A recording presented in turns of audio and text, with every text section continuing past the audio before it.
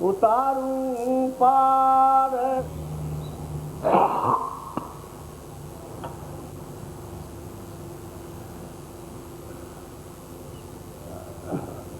जब प्रेमी को ये पता लगे कि अपने प्रीतम का रास्ता है उसके पास पहुंचने का, तो बेकली बेचैनी उसके लिए जरूरी है, ताकि वो रास्ता नजदीक होगा। और बेफिक्री, लापरवाही, अचेतता, उधर ध्यान न हो उसके पास जाने का, तो फिर तो सूखा सूखा रहेगा। लेकिन जब पता चल जाए उसको ये घाट है, यहाँ से घर जाने का, अपने देश में अपने मालिक के पास जाने का ये रास्ता है, तो दरवाजे बैठ के पुकारना है। बेचैनी बेकली से जब वो पुकारता है तो मालिक घाट पर उसके लिए सब सहूलियत और दया देते हैं, तो वही चीज नजदीक हो जाती। सबने ऐसे ही पाया, सबको ऐसे ही मिला। जब बेचैनी बेकली होगी और कुछ अच्छा नहीं लगेगा और जल्दी से जल्दी, तो पहले तो कूद फाद करेंगे बीच के ही लोग, अगर सीधी मालिक की दया हो गई तो निकल जाए, तो बीची के लोग दर्शन देंगे जल्दी से कि शायद उसी में फंस जाएगी। बीच में बड़े दर्शन होते हैं और सबके अलग अलग रूप के दर्शन होते हैं, जो जहाँ पर है, जैसे ब्रह्मा है, जैसे विष्णु है, जैसे शिव है, बीच में ही इनके दर्शन होंगे ताकि हमको देख करके मोहित हो जाए और फंस जाए। लेकिन जब पता लग गया कि वो इतनी दूर दराज है और ये उसके रुकावट करने वाले बीच में बैठे हैं, तो उसका मनवा नहीं लगता, वो रुकेगा नहीं, वो तो आगे जाने की। लेकिन आते समय दर्शन सबका होगा, बचेगा कोई नहीं कि रास्ता ऐसा है कि वहीं से उड़ करके जाने का, तो सबका दर्शन हो जाएगा। अब साधक को इतनी बेचैनी जब तक घर में मालिक के दर्शन न करें नहीं, तो सबने ऐसे किया। मीरा को यही तरफ लगी, तेजो भाई को लगी, चरणदास जी, जितने महात्मा आए और उनके बाद में जो प्रेमी, उनको भी यही देखी, सबको, क्योंकि मनुष्य शरीर इसमें मिलता नहीं है। अब की बार आपको दे दिया गया, क्योंकि न मालूम कितने युगों से भटक रहे हो, तो अब की बार बोझा कर्जा देते देते अब जाकर के ये खत्म हुआ और मनुष्य शरीर में आ गए।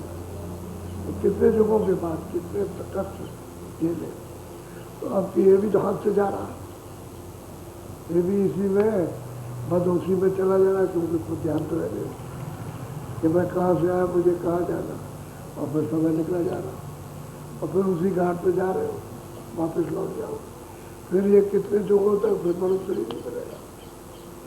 तो असली बेचैनी और बेकली साधक के लिए अति जरूरी है कि जल्दी दया हो जाए उसके ऊपर, क्योंकि आत्म बेचैनी उसको मालिक बर्दाश्त नहीं कर सकता। और जब तक आत्म बेचैनी नहीं होती है, सूरत को बेचैनी नहीं है, तब तक आप यहाँ फंसे पड़ेंगे। और जैसे ही बेचैनी हुई तो संबंध आपके यहाँ से टूटे। और कार्यवाद संबंध रहता है कि हम यहाँ रहते हैं, काम करते हैं, बाकी कुछ नहीं, लगाव हट जाता है। हम लोग कहते हैं कि भाई दरवाजे पर बैठ करके तुम किस तरह से साधन करोगे, कैसे करोगे साधन। जब स्वामी जी महाराज के पास आए तो उन्होंने कहा देखो ये रास्ता है, रास्ता दिया, बताया, और बहुत मेहनत की, बहुत ज़्यादा मेहनत की, अति से ज़्यादा। अरे 18 घंटे तो भजन में और 6 घंटे इधर उधर बस, तो इतना लगा हमारा खुद कुछ भी पता नहीं चला। 18 घंटे भजन में समय थे और दूसरा कोई काम नहीं और वो कुछ भी पता नहीं। तो हमने सोचा हमने कि हमारे ऊपर कोई बोझा होगा, कोई मतलब ये है कि पाप लगा होगा, लेकिन करते रहो, छोड़ने की जरूरत नहीं, रास्ता सच्चा है। अब देर अबेर जो भी लगे, हो सकता है वो दया न हो सकता हो कि अपने पाप झड़ रहे हो, ये सब सोच करके अब मन लगा रहा हो, उसको लगाए। तो कई महीनों के बाद तब भनक पड़ी कान में, तब पता चला कि कुछ अंदर हो रहा है, कुछ होता है। तो महात्मा जब बताते हैं तो कहते हैं अब कर, अब वही कहते हैं कर जल्दी से, देर मत कर। तो फिर इसीलिए कहते हैं कि जल्दी रास्ता उसका चल जाए, लेकिन लापरवाही रहती है तो करते दरवाजे पर नहीं बैठते। इंद्रियों के दरवाजे पर तो रहेंगे, लेकिन सूरत का जो दरवाजा दोनों आंखों के मत में, उसको नहीं बैठते। और ना अच्छा, सूरत के चारों तरफ मन बुद्धि चित्त और अहंकार, इसके चारों तरफ, शरीर के अंदर नहीं, ये यहाँ बैठे हुए, यही सूरत बैठी है, इसी के चारों तरफ बैठे, घेर करके बैठे हुए। तो मन को, बुद्धि को, चित्त को, इन तीनों चीजों को वही रोक कर चलते हैं दरवाजे पर, और सूरत के कान और आँख से काम कर, क्योंकि उसमें आँख भी और कान भी। शरीर के आँख कान ये अलग है, ये जड़ है, और वो चेतन है तो उससे काम। अब महात्मा क्या कहते हैं कि तुमको क्या करना चाहिए, जब रास्ता मिल जाए तो क्या करो। वो पहली बैठक बताते हैं क्या करना है आपको, कहते बैठो बोलो।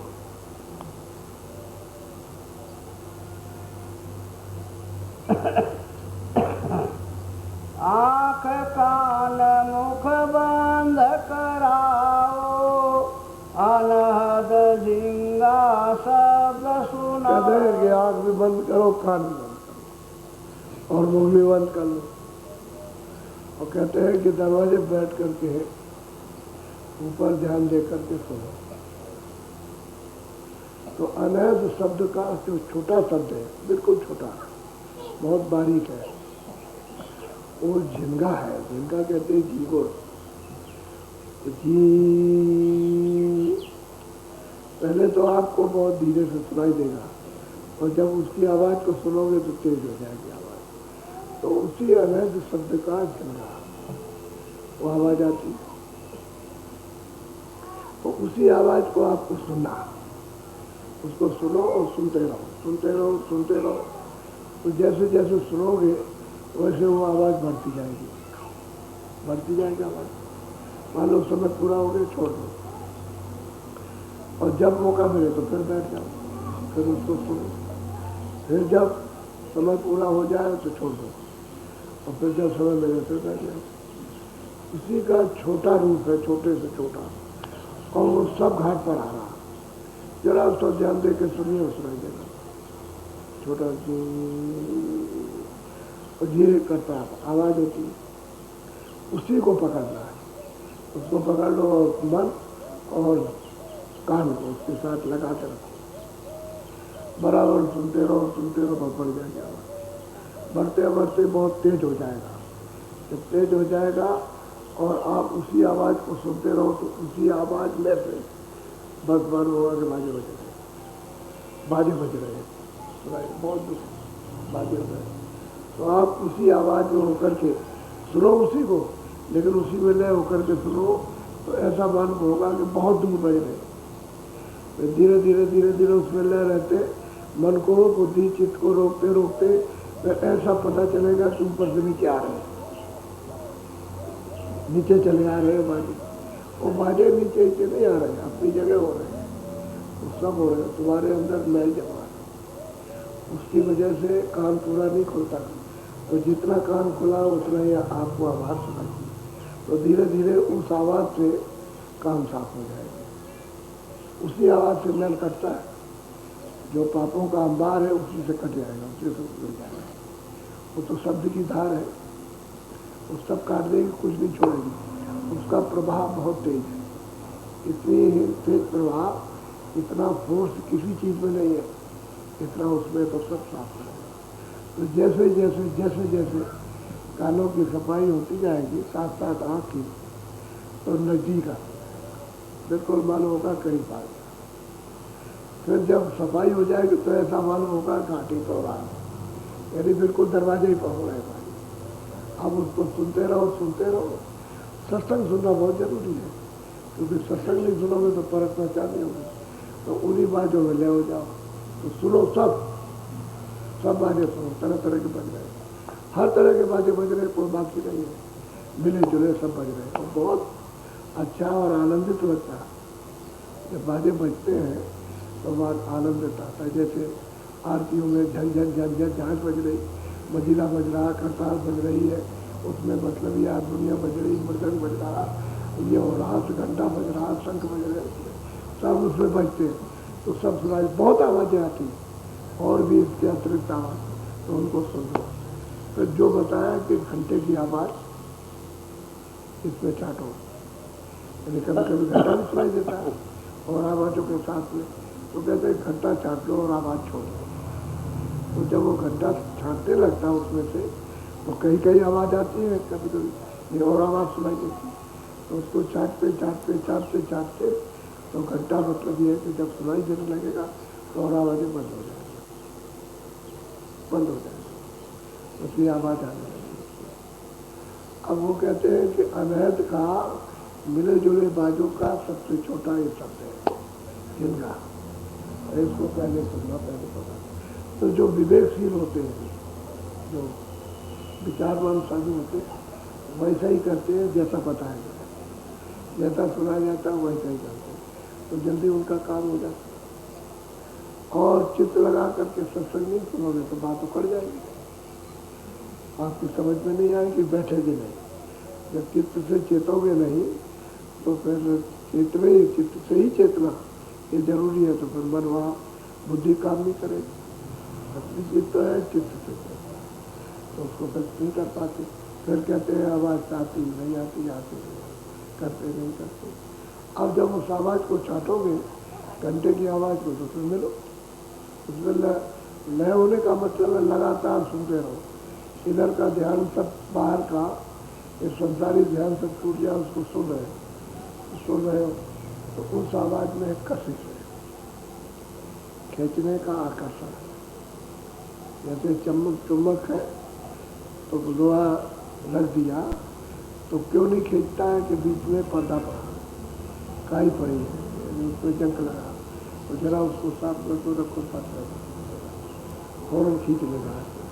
ऐसे ही सुरक्षा जब उस पर गंदगी जमा रहेगी तो नहीं खींचेगा, खिंचाव नहीं करे। क्यों कि अगर खिंचाव कर दे तो बर्दाश्त नहीं होगा, तो खिंचाव नहीं करेगा, तनाव होगा तनाव जरूर, लेकिन खिंचाव नहीं होगा। तो धीरे से उसको मालूम है कि बर्दाश्त कर सकेगा नहीं, खींचेगा छोड़ेगा, खींचेगा छोड़ेगा, खींचेगा छोड़ेगा। जब देखेगा पर्दा हट गया तो फिर से खींच लेगा, और ऊपर से खींचेगा तो सामने ऊपर में पहुंच जाएंगे, आपको उजाले पर खड़े हो जाएंगे, आँख भी देखने लगेंगे, कान तो सुन ही रहे। तो डोरी उसने नाम की डाल रखी है, क्योंकि इसी डोरी से उतर के आए थे डोरी से। अब उसका आपको अनुमान बोध ज्ञान नहीं है, शब्द तो बराबर हो रहा, जिनका का शब्द तो कभी बंद होने को नहीं है। वो तो जंगल में चले जाओ तो बस इस तरह से कहीं वक्त में चुपचाप ऐसे आप खुले रहो, इस तरह से खड़े हो जाओ, तो सा होता है। अब आपको उसका भेद तो मालूम नहीं है कि मैं आँख बंद करके, मुंह बंद करके, कान बंद करके सुनो, वो तो कोई बताने वाला नहीं है। इसलिए सा होती है, सन्नाटा होता है, आवाज़ उस सन्नाटे में जरूर होती है, तो अंदर से सुनाई देता हूँ, उससे सूरत के कान उसको सुनते हैं। और जब उसको भेद मिल जाए तब तो जैसा बताया जाए वैसे ही करना चाहिए। बोलो, आँख कान मुंह बंद कराओ, बोलो। दोनों तिल एक तार मिलाओ, तब देखो बुल जाला है। अंदर आँख तो एक है, लेकिन एक आँख की एक बार की, उसमें दो धाराएं ऐसे हो गए, इस तरह ऐसे धारा हो गई, एक ही सांस में आ रही, एक इसमें आ रही। अब है आँख अंदर में एक ही, लेकिन एक धारा इसमें पड़ती है, इसमें पड़ती है। तो कहते हैं क्या करो कि इस तरह से ऐसे करके मिला दो। जब ऐसे मिलाओगे और दृष्टि से रहेंगे, सामने तिल दिखाई देगा। पहले तो अंधेरे में काला दिखाई देगा, और जब उसी तिल पर रोकोगे तो मतलब ये है कि दरवाजा है तो खुल जाएगा। तो दोनों तिल एक तार मिला, ऐसे एक कर दो। एक का मतलब दृष्टि रुक जाएगी, जब तक एक नहीं होगा तब तक दृष्टि ऐसे हिलेगी, ऐसे करेंगे। तो ऐसे जब हिलती रहेगी तो नहीं, कहते ऐसे कर दो, दोनों तारों को एक कर दो, दृष्टि रुकेगी, एकाग्र हो जाएगी, सामने तिल दिखाई देगा, एक छोटा सा, बहुत पहले बारीक रहता है। तो उसी पर अपनी दृष्टि को रोको, ठहरा दो। तो फिर जब रोकोगे तो जो उसमें बीच में गंदगी हो गई साफ हो जाएगी। तो कहते हैं आँख खुलेगी तब देखो खुल जाना। जब आँख खुल जाए और उधर से प्रकाश हो जाए तो फिर मतलब ये है कि तब रचना शुरुआत हो जाती है उसकी, सुंदर रचना, भव्य रचना और प्रकाश में जो चेतन रचना वो देखने की शुरुआत होती है। अब उसको अब यह है कि जब आपसे कहा जाता है वही ध्यान करो, दृष्टि को एकाग्र करो, तो आप अंदर घुमाते रहोगे। कभी इधर से कुछ आ जाए, इधर से आया तो आकाश तो है, लेकिन इधर उधर से कुछ नहीं आएगा। वो जब तक आप दृष्टि को दोनों तारों को ऐसे उपयोग ऐसे नहीं मिलाते हो तब तक कुछ नहीं होगा। तो आप सोचते हो इधर से आ जाएंगे, इधर से कुछ नहीं आएगा।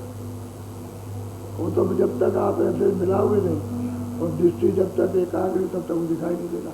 अब वो है दरवाजा बंद है, सूरत इसी में बंद है, कोठरी में, और वो जब दिखाई देगा तब इसमें से निकलेगी, तब फिर उसको गुजारा, यानी तब उसको रचना हो, जो सुंदरता उसकी है तब उसको दिखाई देगी।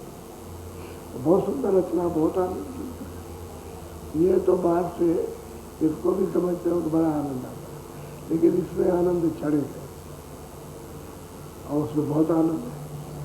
तो जब वो देखने को मिलता है और बहुत आनंद आता है तो फीका हो जाता है, ये अपने आप फीका हो जाएगा। उधर तब भगवान दौड़ के उसमें जाएगा कि हमारा तो आनंद हुए तो कुछ नहीं मिला, इसमें तो मेहनत करते करते इतने दिनों में, तो बार बार फिर उधर दौड़ता, तो फिर मन आपको घसीटेगा, चलो बैठो भजन पर, ध्यान पर बैठ जाओ। फिर मन, अभी तो मन को रोकने में समय लग रहा, और फिर मन कहेगा नहीं बैठो, फिर आप इसमें रस नहीं है, उसमें आनंद है। तो कहते हैं कि तब देखो कोई जा, तब देखने को आपको मिले। बोलो।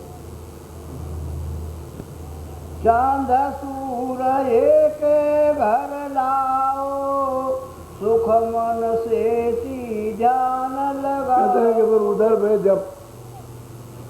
जब आप उस तिल पर अपना ध्यान को लगाया और दृष्टि खुली, उजाला दिखा दिया, तो आगे वो चरण कमल है, चरण कमल है और उसमें वो प्रकाश। तो सही बात तो ये है कि वो एक तरह का दर्पण है, शीशा ऐसे लगाओ, बड़ा सा शीशा, तो उसमें अपना रूप दिखाई देता है सूरज का, बहुत सुंदर है। यानी सूरज के रूप की कोई व्याख्या नहीं, किसी भी महापुरुष ने इसकी व्याख्या नहीं। जो मालिक का रूप है वही सूरज का रूप है। तो उसी दर्पण में अपना रूप दिखाई देता है। तो कहते हैं विश्वास नहीं कि जो ये समय हो मुझमें उसमें कोई अंतर नहीं, तो उसको अपना रूप दर्शता। तो कहते हैं जब उसमें दृष्टि रुकती है तब फिर कहते हैं चांद और सूरज खिले। तो ये चांद सूरज से ये तो डूब जाते हैं, निकल जाते हैं। तो ये है पर्दा, ये बिंब है। असली चांद सूरज तो उधर उधर डूबते रहते, निकलते, और जैसे कहते हैं ऐसे प्रकाश करते रहते हैं। तो अंदर सूरज मंडल भी है, चांद तारागणों का मंडल भी है। तब कहते हैं तुमको देखने को मिलेगा, तब ये पता चलता है कि अरे भाई ये असली सूरज तो नहीं, वो तो इसका प्रतिबिंब पड़ा, प्रतिबिंब का प्रतिबिंब अक्ष का अक्ष का उस आकाश पर, उस पर्दे में पड़ा, तब आकर के ये इस पर आया, तब इस पर्दे में पड़ा तो आप इसको ये असली आप देखते नहीं बीच में जैसे छोटे छोटे ढीले पहाड़ जैसे दिखाई देते हैं आपको, और उसमें कोई काला है, कोई कैसा है, कोई कैसा, ऐसा पर्दे पर पड़ता है प्रकाश, और कई पर्दों में तब वो आता है, सीधा नहीं आ रहा। अब वहाँ चादर सूरज दिखाई देती खिले हुए। बोलो तेरा बैनी के संध समाओ, भोर उतर चल पारा। कहते भाई अंधेरा था, अरे अब तो सवेरा होने लगा। जब आप गुलजारा देखने लगे दृष्टि से, तो कहते हैं भाई चांद सूरज उजाला हो गया, भोर हो गया, सूरज चांद खिले हुए दिखाई दे रहे। कहते हैं चलो स्नान करो, पहले तो यही नहाओ, यही अंदर। तो कहते हैं इसको पार करो, एक चीज को छोड़ो, इस पिंड को छोड़ो, इससे बाहर खड़े हो निकलते। तो सूरत ऐसे निकल के खड़ी हो जाती जैसे मौत के वक्त में सभी से अलग हो जाती, ऐसे अलग होती है। इस पिंड को छोड़ती है, छोड़ के अलग हो जाती है, फिर आ जाती है। जैसे शुरू में जब आई तब भी तो वैसे ही आई थी कि कोई गति की नहीं थी, तो आ गई, चली गई, निकल गई, फिर आ गई, फिर गई। इसी तरह से जब वो दरवाजा खुल जाता है तो उधर जब जाती है, स्नान करती है, तो निर्मल हो जाती है। तभी कहते हैं मन, बुद्धि, चित्त, अंतःकरण, सूरत, इसको निर्मल करना।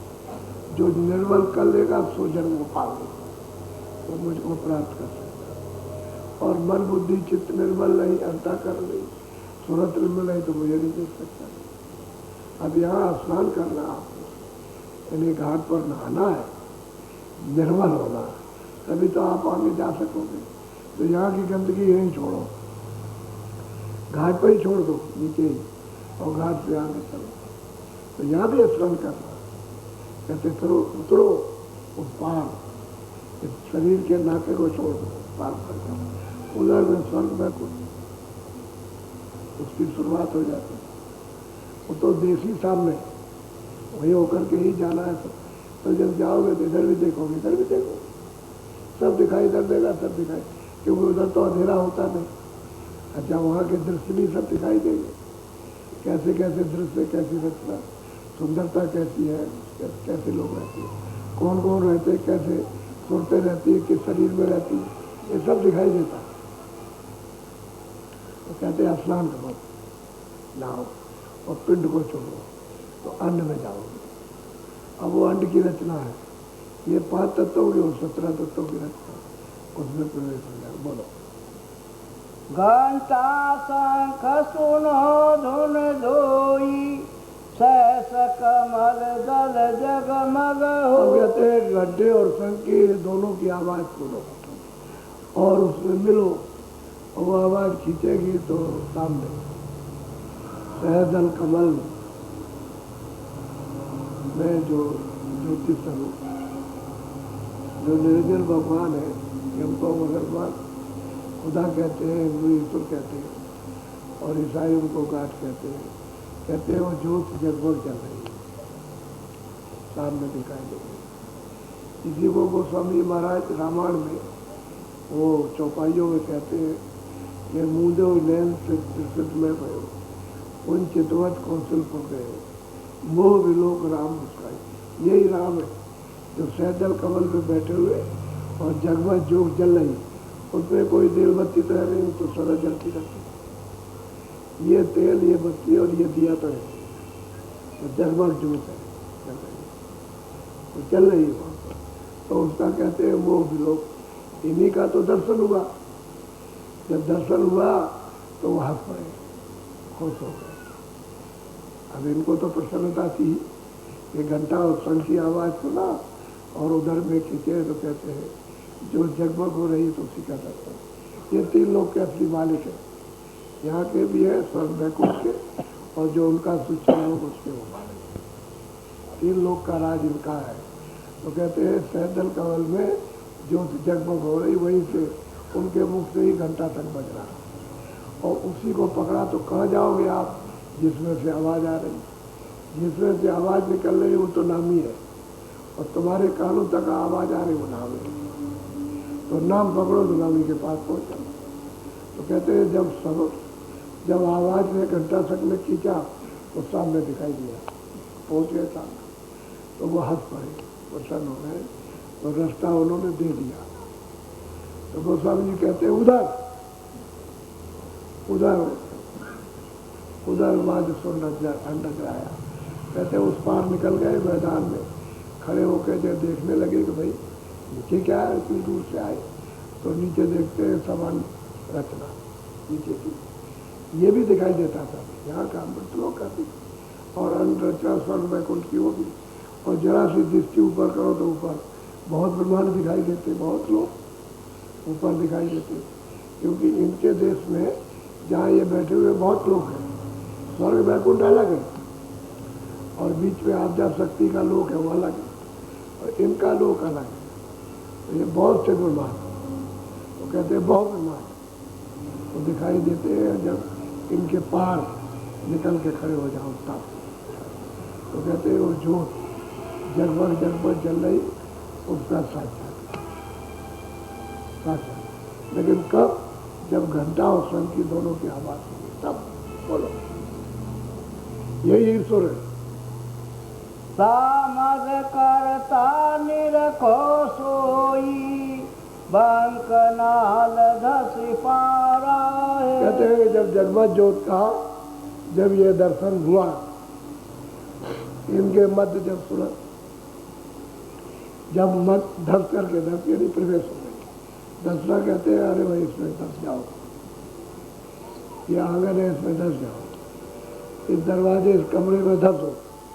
दसना कहते हैं इसमें चले जाओ। तो जब उसके उस पार निकल गए तो बंकनाल का रास्ता है,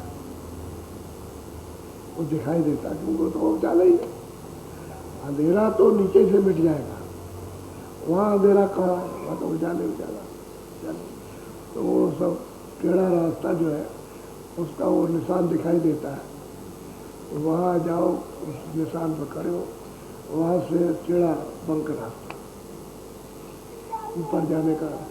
तो नीचा भी ऊपर बड़ी बड़ी पहाड़ की घाटियाँ, ये तुम्हारा संसार सब पहाड़ कर दिया गया है, और वहाँ का इतना टुकड़ा ले आइए बस इतना, ये संसार उसके सामने कुछ नहीं, ये सारा संसार कुछ नहीं, वहाँ का इतना टुकड़ा है तो चाहिए। ऐसे बड़े बड़े पहाड़,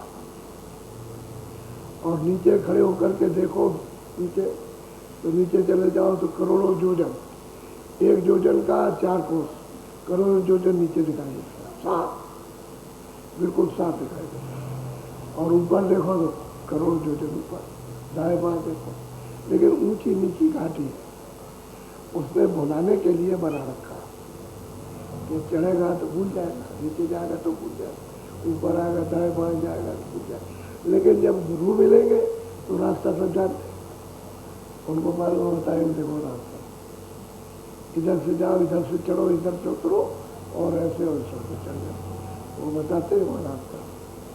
और नहीं उधर जाएंगे तो रास्ता कौन बताएगा? तो कहते हैं बंकनाल के रास्ता चलो। बोलो, डाकिनी साकिनी बहु किलकारे, जम किंकर धर्म दूत हंकार। कहते हैं कि उधर धरकनी सरकनी, अरे मतलब ये बड़ी आवाज देती है, खौफ पैदा करते, डर लगता है उस तरफ, तो बहुत डरवाती तरह तरह पुकार। अगर गुरु साथ नहीं रहेंगे तो उधर कोई नहीं जा सकता, कोई जा ही नहीं सकता। वो तो नीचे ही से नहीं जा सकते, ऊपर के जाने की तो बात नहीं है, नीचे से नहीं। तो जगह जगह रोक लगा रखी है, उधर कोई बगैर गुरु के साथ हुए कोई नहीं जा सकता। तो कहते बड़े हुक्का, बड़ी आवाज देती, और ऐसी भयंकर आवाज लगाती है कि मतलब ये है कि आपकी तो दम निकल जाए। लेकिन गुरु साथ रहते हैं तो फिर कुछ नहीं हो सकता। लेकिन सुनने को तो ये मिलता ही है। अब साधक में तो इतनी मजबूती आ गई कि भाई गुरु साथ है, कहीं नहीं इनके हैं, और इनके सामने कोई कुछ नहीं कर सकता, तो उनके सामने तो कुछ, लेकिन आवाज़ तो सुनाई देगी उसकी। तभी तो साधक को बोध होगा कि डंकनी संकनी है तमाम मतलब है चिल्लाते आवाज देते रहेंगे और बदला मांगते। ये जो कुछ कर्जा है वो दिए जाओ, आवाज देते कर्जा दिए जाओ तब जाओ। जो कुछ भी पाप पुण्य किया हो उनको दे दो, अदा कर दो। तो जब तुम्हारा खाता फट जाए, जहाँ इसका हिसाब किताब लिखा जाता, तो खाते में से जब कागज निकाल ले तो आपके पास कुछ नहीं रहता, खाली हो गए। तो कह रहे भाई देख लीजिए, तलाशी ले लीजिए हमारे पास, देख लीजिए आप कुछ मिला तो ले लीजिए। तो वहाँ को जाइए, कहते जाओ, जो नहीं बोलते तो कहते हैं बंक नाम के रास्ते दूर से दिखाई देता है, पास से नहीं, बहुत दूर से, यानी करोड़ों योजन दूर से दिखाई देता है। और उससे भी जाना और दिखाई देता है कुछ रास्ते पास से जाना। तो बीच में चिंगार चारों तरफ से आती है ताकि तुम डर जाओ, कब पायमान हो जाओ कि ये कहाँ से हो गया। बोलो। सत्य नाम सुन भागे सारे, जब सत्य गुरु नाम उचारे। ये सब क्यों भागेंगे? कहते हैं सतनाम का उच्चारण करें, सतगुरु तेरे साथ चले। नाम इसीलिए बताया जाता है कि आप नाम के साथ में आप जो, इसलिए नाम बताया जाता है। अब ये तो रचना है, बहुत बड़ी रचना। आपको बताया नहीं, आपको एक इशारा किया कि करोड़ जो जन करो, तो रचना है पूरी रचना। ये तो कुछ, यहाँ तो कुछ भी रचना नहीं, वहाँ तिल तिल पर रचना है, यहाँ तो कुछ नहीं। तो रचना है तो वहाँ जब चिंगार मारते, तो जब साधक इतना मतलब ये है कि हृदय में उस नाम को जमा लेता है, तो आधार पकड़ लेता और रटता है उसको, और गुरु उसके साथ रहते तो सब भाग जाते, भागते हुए दिखाई देते हैं, भाग रहे हैं। तो साधक देखता हो तभी तो कहेगा कि आवाज लगाते हैं और हमने सतनाम नाम दिया, और ये सब भाग खड़े हुए सबके सब दूर दूर से देखते हैं, पास नहीं आएंगे, दूर से देखते। लेकिन ये है कि जो उनका काम है, उनका काम तो ये रखते भाई ठहर जाओ, तुम कहाँ जा रहे हो, रुको, इसको कोई भी हो उसको रोकेंगे, इधर कहाँ जा रहे हो, चलेंगे हमारे पास है टिकट है वहाँ, तो टिकट देख लेगा तो, लेकिन आवाज़ तो देंगे, रुक जाओ, ठहर जाओ, कहाँ जा रहे हो, कोई भी जाए उधर रोकेगा उसको, तो रोकते हैं। आवाज़ जब जानते हैं कि इसके पास टिकट है तो कुछ नहीं बोलते, फिर नहीं बोलेंगे, चले जाओ। हाँ, तो कहते हैं सतनाम लेने से भागते। बोलो। अच्छा, सतनाम गुरु की कमाई का नाम है, कोई ऐसा नाम ठीका नाम तो नहीं जबानी, तो कमाया हुआ धन है, तो वो साधक को देते तो फिर वो कमाता है, उसको देते वो कमाई करता है। तो घाट पर सब चीज़ ला करके जमा कर लेना है। इसी को कहते हैं नाम कमाई, शब्द की कमाई। ये जीवात्मा का धन है, सुरतों का धन है, इसी कमाई तो करनी चाहिए। कहते हैं साफ देख के भागते हैं, भाई ओंकार भैया बात देते हैं कि ऐसे तो हम लोग कांपता है, डरता है। अब ये एकाएक अगर आ जाए तो वो क्या करते हैं, पहले से आवाज़ देंगे, दिखाई आपको नहीं देंगे, आवाज़ देंगे तो आपके कान लड़खड़ा जाएंगे कि ऐसी आवाज़ कहाँ से आई है, तो आप एकदम से अचेत हो जाओगे। जैसे ही तुम अचेत उस आवाज़ से कि हमारे तुम्हारा समय पूरा हो गया और मेरे मकान को खाली करो, भाई इतना ही सुनते ही बस आंखें अंधी, कान बहरे, बुद्धि पागल, बोल नहीं सकते, तब तक आके सामने खड़े हो गए।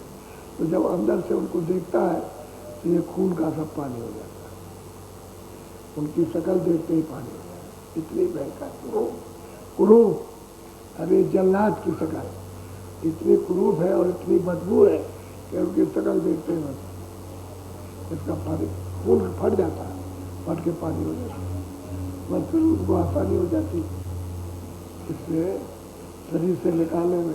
नहीं खून रहे हैं तो शरीर से निकालने में बड़ी दिक्कत हो, बहुत परेशानी। तो पहले अपना रूप दिखा देंगे, वहाँ तो डर करके एकदम बदहोश और खून फट जाएगा और फिर पकड़ेंगे उसको। लेकिन पकड़ते हैं शब्द के ही द्वारा, तो उनके शब्द अलग होते हैं, उसमें उसको फंसाते हैं और फंसा करके तब खींचते हो, शब्द की डोरी से खींचेंगे। शब्द की डोरी से जो नीचे के शब्द है उन डोरी से वो शब्द नहीं, वो तो बस आनंद तो शब्द है। तो जो जहाँ ले जाने वाला उसी को पता है और बता खींच रही ना तरफ खींच रही। अब वो जो साधक साधना कर रहा, जो ऊपर जा रहा, तो सतनाम का तो उसने आधार ही दिया, वो तो राम तो उसको मिला है ना, वो तो महापुरुष से, जगे हुए पुरुष से मिला, तो उसको जब लेगा छोड़ेगा नहीं। ये उसकी ढाल तलवार सबको जाती है, ढाल से रोक ली में, तलवार से काट के गिरा दी, तो सब भाग जाते हैं उसको। बोलो। गगन मंडल बीच ऊर्ध मुख कुइया, गोरो मुख साधु भरे भरे पी। कहते हैं भाई गगन में, आकाश में जो कहते हैं कुआ है, लेकिन उल्टा कुआ है। कहने मतलब ये है कि उल्टा कुआ है, वो ऊपर है। तो कहते हैं कोई साध जो साधना करेगा वो गगन में जाएगा, तो जब उलट जाएगा अपने को भी तो सीधा हो जाएगा। वैसे वो उसका ऊपर है, कोई नीचे से जा रहा तो उसको क्या मिलेगा, जब ये उल्टेगा तो उसको मतलब तब फिर उसको सीखेगा, तब वो उल्टा हुआ गगन में। और बिरला कहते हैं कोई कोई साधन उसमें पीता है, वो अमृत है, अमृत है, अमृत पीता भर भर करके। बोलो। नेगुरे प्यास मरे बिन किया, जाके ये अधियारा। कहते भाई निगुरा कौन है? कहते हैं जिनको महापुरुष नहीं मिले, वो निगुरा है, उसके अंदर अंधेरा है, अंधेरा है, निगुरा वही है। जिसको अब तुम किसी को 1 लाख गुरु कर लो, उससे क्या होगा? अंधे को 1 लाख कर लीजिए, वो तो तुम्हारी रामायण में ही लिखा है, अंधा गुरु और बहरा चेला। गुरु से अंधेर बदल कर लिखा, एक नहीं सुने, एक नहीं देखा, वो सुनता नहीं है, वो देखता नहीं है, और भाषण दे रहा वो स्वर्ग वैकुंठ का, और कहते हैं कहते मरने के बाद तुमको स्वर्ग मिल जाएगा। तो सो न गुरु को नरक में पाए, दोनों जाते हैं नरक। और भी नरक को 1 लाख गुरु कर लो, लेकिन अंधे करो और वो बहरा, उससे कुछ। कहते हैं कि जिसके आँख हो उसको करना चाहिए, निगुरे को नहीं मिलेगा। तो कहते हैं जो जानकार है उसको आपने किया है, तब तो फिर आपको भर भर के अमृत पीने को मिलेगा। बोले कितने निगुरे चले गए खानों में? 84। वो तो बड़ी मार पड़ती है, नरकों में ले जाते हैं पकड़ के, तो नरकों में अलग अलग अनेकों नाम है उनके, कोई जला रहा, कोई तपा रहा, कोई बोल रहा, कोई सड़ा रहा, कोई चला रहा, कोई काट रहा, कोई कुछ कर रहा, 1-2 नाम, अनेक नाम है, और अपने अपने नरकों में ले जाते। तो ले जाने वाले अलग, वहाँ पहुँचाएंगे, फिर मारने वाले अलग, जलाने वाला अलग, काटने वाले अलग, यातना देने वाले और बदबुओं में सड़ाने वाले अलग है, सब अलग अलग है सबके सब। अब उनका काम ये, जैसे जेल में जैसे सिपाही रहते हैं, वो भी तो कैदी एक तरह के, उन्हीं कैदियों के साथ रहते हैं। तो कैदी भाई उनका इतना ही है कि तुम बाहर जा सकते हो, आ सकते हो, बस बाकी रहते तो उन्हीं के साथ, दिन भर उनके साथ में रहे। तो मारपीट, तो उनको तो मारपीट करनी, सजा जो दी है मारपीट करनी, कहते हैं कर्जा वसूल करना, जो आपने ले लिया उसको दो। अब पाप करके तुमने लादा तो पाप करके तो पुण्य करके लादा, कैसे मिला किया? तो कहते हैं कि ये सब वहाँ सब दिखाई देता है। तो निगुरे तो चले जाते, वहाँ तो अंधेरा है, वहाँ उजाला नहीं। अब गुरमुख को उजाला हो गया तो ये सब देख रहा है, नीचे का भी देख रहा, ऊपर का भी देख रहा। बोलो। त्रिकुटी महल में विद्या सारा, घन हर घर दे बजे नगारा। कहते हैं कि त्रिकुटी महल में उनका बहुत बड़ा महल है त्रिकुटी में, तो नीचे जो है वो माया है, नीचे माया का लोग है। जैसे सैदल कमल के नीचे आद्या महाशक्ति का, ये स्वर्ग वैकुंठ से बड़ा है और मृत्युलोक से भी बड़ा है। जितने 14 लोग हैं स्वर्ग वैकुंठ में वो, और आपका ये मृत लोग, आद्या महाशक्ति का लोग इन सबसे बड़ा और बहुत बड़ा। और ऊपर में सैजल कमल में निरंजन भगवान बैठे, तो उनका लोग, उनका तो है ही बड़ा, वो तो इन सबसे बड़ा। और ऊपर में माया है, सैजल कमल के ऊपर में माया हो, जहाँ इनकी सीमा समाप्त होगी ऊपर माया है। तो माया का लोग सैजल कमल, और ये 14 लोग, 14 भवन, स्वर्ग वैकुंठ, और ये मृत्यु इससे भी बड़ा उसका इससे भी बड़ा। और ऊपर में ब्रह्म विराजमान है। कहते हैं कि वहाँ घन कहते हैं आकाश, घन गरजता है, बादल गरजते और मृदंग बजता है। घन घमंड नव गर्जत घोरा और प्रिया हिंडर पथ गन मोरा। क्योंकि सतगुरु के बगैर अगर कोई चला जाए तो वो जो डकरी सकरी जो चिंगार मारती है उससे डर लगता है, क्योंकि कोई रक्षा करने वाला नहीं, डरता हूँ। और रक्षा करने वाला तो कहते कोई सहारा सहायक नहीं है, इसलिए उसको डर, सहायक रहेगा तो कोई डर नहीं। तो घन घमंड नव गर्जन हो रहा, बहुत गर्जन होती है, बादल जैसे बादल कड़ाक कड़क, ये तो इसमें कुछ भी आवाज नहीं। यदि उस आवाज के सामने तो इतना ही कहा जा सकता है कि एक निशान है, इतनी आवाज होती है। और कहते हैं कि वो कंठ करकता है और मृदंग बजता, बादल गरजते हैं, मृदंग बजता। बोलो। लाल बरन सूरज उजियारा। और सूरज जब गई त्रिकुटिया स्थान पर, तो उसने जब देखा, दर्शन किए, स्थान तो त्रिकुटी है और इनका नाम है वो, और इनका रूप है लाल सूर्य।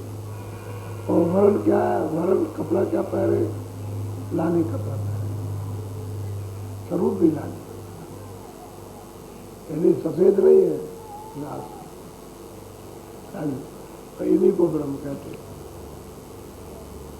मुसलमान अपने यहाँ इनको ब्रह्म कहेंगे और मुसलमान इनको रखते हैं, तो अपने आप ही कहते हैं, इनको कहते हैं कि सूरज है लाल बड़ा, और कहते हैं कि महल है, बहुत बड़ा महल है, बहुत बड़ा महल है। तो वहाँ महल तब जब सूरत में इसको देखा और जब दर्शन किए तो कि भाई, और ऊपर जब निगाह की तो गुरु स्थान, वो गुरुपद है, तो गुरु का स्थान है, वो इससे भी तेजस्वी है, बहुत प्रकाश उसमें। ये तो लाल वर्ण के है, और ऊपर में जो दिखाई देता है वो लाल वर्ण नहीं, वो गुरुपद है। तो कहते हैं कि जब सूरत ने उसको देखा तो कहते हैं कि भाई घन घमंड गर्जत घन हो रहा।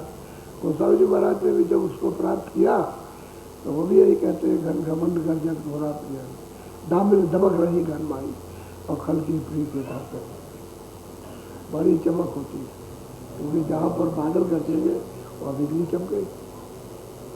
बहुत इतनी बिजली, यहाँ सारे संसार के बादल लग जाए, बिजली चमकाए तो कुछ नहीं, इतनी चमक, इतना प्रकाश। और उन्होंने ईश्वर को भी देखा और फिर उस ब्रह्म को भी पाया, उनके भी दर्शन किए। तो ये है समुद्र की यदि सीमा, भव सागर की सीमा है। ये तो मृतलोक हो गया, तो ये तो 5 तत्वों का, उधर अंडलोक है 17 तत्वों का, सैदल कमल है 9 तत्वों का, उसमें वो ईश्वर बैठे हुए हैं। इसको आप भगवान या अयोध्यावासी, वो इन्हीं के सब अवतार है, सैदल कमल पे इन्हीं के अवतार सब, जितने भी जैनियों में, मुसलमानों में, हिंदुओं में जितने भी अवतार सब यहीं से, इन्हीं के नीचे से आते हैं।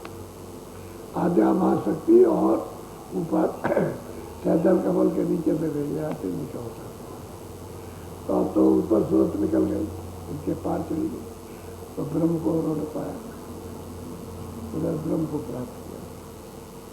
उनको देखा कि इनका वर्ण लाल, यानी कपड़ा शरीर लाल है, और कहते हैं कि वैसे क्या दिखाई देता है, सूरज। सूरज तो दिखाई देता है, लेकिन सूरज है ऐसे कह दिया, सूरज है नहीं, तो लाल बदल मालूम ऐसा होता है दूर से सूरज है, लेकिन पास पहुंच जाओ तो नहीं, तब नहीं। शरीर उनका लाल है बिल्कुल। अब ये 5 तत्वों में बैठे, शब्द स्पर्श रूप रस गंध, ये 5 तत्वों का कपड़ा, और नीचे 9 तत्वों का कपड़ा सैंदल कमल। स्वर्ग बैठ उनमें 17 तत्वों का कपड़ा, और इस शरीर में 5 तत्वों का कपड़ा, जल पृथ्वी अग्नि वायु आकाश। तो इस तरह से इतने शरीरों में सूरज को बांध रखा। उधर कारण शरीर है, फिर उसके बाद सूक्ष्म शरीर, फिर उसके बाद लिंग शरीर, ये स्थूल शरीर है, इसमें सूरजों को बांध रखा। और जब उसको बांध दिया इसको, और सबसे संबंध काट दिया, यानी कारण शरीर से भी शब्द काट दिया, और सूक्ष्म शरीर से भी शब्द काट दिया, और लिंग शरीर से भी काट दिया। अब आप इसमें मृत लोक में पंच भौतिक इसमें जड़ तत्व में बने पड़े। और जब तक ऊपर से कोई आधार नहीं मिलेगा आपको ऊपर जाने का, तो शब्द नहीं मिलेगा, बगैर शब्द के जा नहीं सकते, तो रास्ता हो गया बंद। जब आँख और कान आपके बंद कर दे तो अंधेरे में आप, तो अंधेरा सत्य नहीं, उसी अंधेरे में जल मरो, जल मरो, अंधेरा ही अंधेरा है।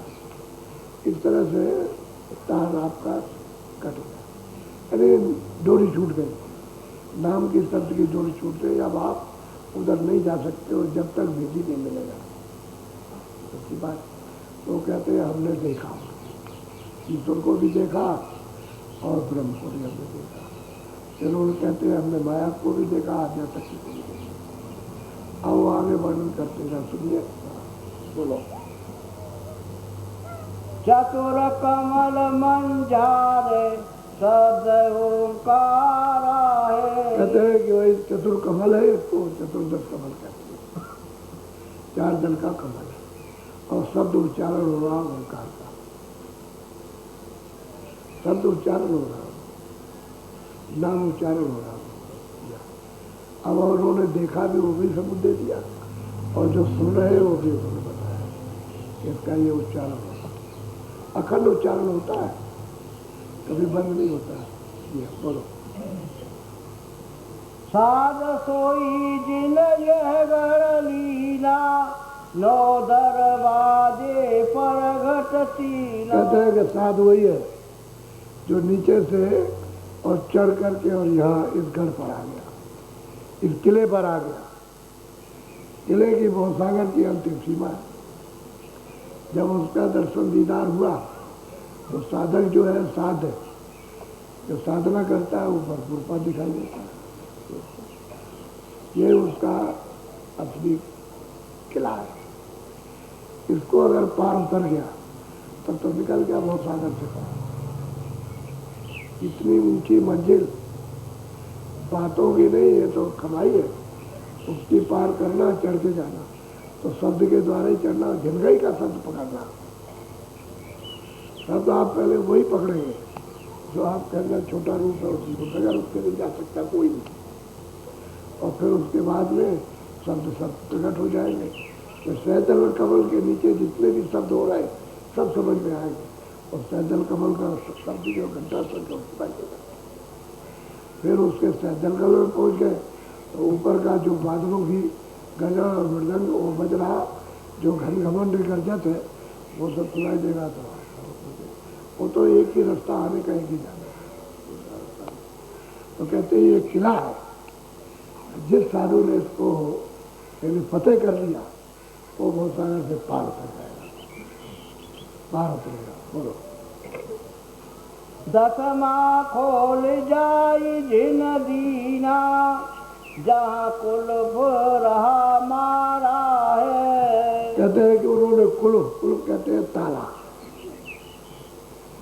आँख से उन्होंने ताला लगा रखा है, लेकिन जब वहां पहुंच जाते हो तो दिखाई देता है कि ताला लगा हुआ है। ताला लगा तो कुलुप को खोलना है, उस ताले को, कुलुप ताले को कहते हैं। अब उस जमाने की भाषा होगी, उसका प्रयोग मतलब यह है कि समझाने के लिए किया। कुलुप कहते हैं कि दृष्टि उसको देखती है, आंखें देखती है, निगाह उसको देखती है, यानी अंदर की तीसरी आंख उसको देखती है। कुलुप लगा हुआ है, दरवाजा बंद है। अब इसको ऐसे नहीं खुलेगा, वो तो खुलेगा लेकिन ऐसे। अब गुरु की तो जरूरत है, बगैर गुरु के दरवाजा नहीं खुल सकता, बंद कर रखा। बोलो आगे से तसो न है भाई, मान सरोवर पे। अब वो कहते हैं कि आगे जब उसने वो देख लिया और गुरु ने निशान बता दिया यही है, इसको देख में उसे मारे पर निशान दृष्टि से तो टूट जाएगा।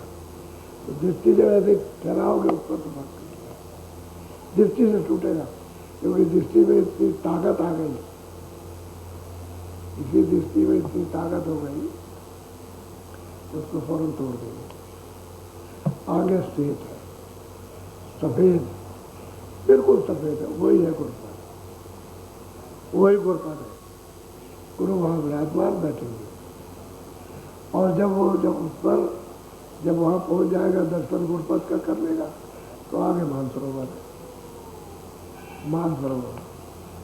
और इतना लंबा चौड़ा, इतना गहरा कि ये मृतलोक और आपके मतलब है स्वर्ग वैकुंठ और ईश्वर का लोक और ब्रह्म का, उससे भी बड़ा तालाब, उससे भी बड़ा। ये सब उसमें फेंक दिए जाए तो झम्ब से गिरेंगे सब, और पता नहीं चलेगा कि सब कहाँ चले गए। ऐसा बड़ा तालाब है, उसको कहते हैं मानसरोवर। और वहाँ हंस रहते हैं, यानी सुरतें निवास करती हैं वहाँ पर। उस तालाब के इर्द गिर्द बड़ी रौनक, उसका जलवा रूहानी, वो देखने को वही मिलता है। यहाँ से रूहानी जलवा शुरू हुआ, खाली रूहों का, जीवात्माओं का। अब ये पर्दे तो सब किले तक रहे, वो सब टूट गए किले, त्रिकुटी गढ़ी तक रहे। गढ़ कहते हैं किला, कहते हैं ये वही तक पर्दे, इसके आगे कोई पर्दा नहीं। और जो श्वेत दिखाई देता है वो तो गुरुपद है। उस पर सूरज जब पहुंच गई और दर्शन दीदार किए, लिपट गई, तो आगे मानसरोवर स्पर्श कर। इसलिए मानसरोवर रखा है, ये प्रकाश को, आवाज को बर्दाश्त करने। एक प्रकाश बर्दाश्त नहीं होगा ऊपर का, आवाज नहीं बर्दाश्त होगी। इतनी आवाज, इतना प्रकाश कि वो आगे चल नहीं सकती, देख नहीं सकती, इसमें स्नान करेगी। अब वो क्या है जिसमें स्नान करते हो, वो तो देखने ही से मालूम होगा। कोई कहेगा कि भाई पानी भरा हुआ, पानी तो नहीं हुआ, कोई कुछ कहेगा, कोई कुछ कहेगा। पानी नहीं है लेकिन स्नान होता है, तब नहाते कुछ स्नान करते और बिल्कुल उसको बर्दाश्त करते, प्रकाश को भी और शब्द को भी बर्दाश्त करते। तब तो सूरत इस योग होती है और प्रकाश इसका सूरत का मौत हो जाएगा। प्रकाश तो सैदल कमल से 16 गुना ज्यादा, 16 गुना ज्यादा होता है सूरत का प्रकाश। जो दोनों आंखों के पीछे बैठी है, ये जब वहां पहुंचेगी तो इससे 16 गुना ज्यादा और त्रिकुटी से, ब्रह्म से 12 गुना ज्यादा इस सूरत का प्रकाश हो जाता है जब मानसरोवर में स्नान कर लेंगे तब। तो ये मालूम होता है कि शक्ति बहुत हो गई, लेकिन वो सम हो गया, समान सम हो जाता है। ये समान सबको बराबर, भेदभाव वहां कुछ नहीं, किसी तरह का भेदभाव नहीं, और तुरंत शब्दरूप हो जाती। स्नान किया कि शब्दरूप हुई, शब्द रूप हो जाती है, दूसरों को जीवन दान देने लगते, सब शब्द शब्दरूपी में।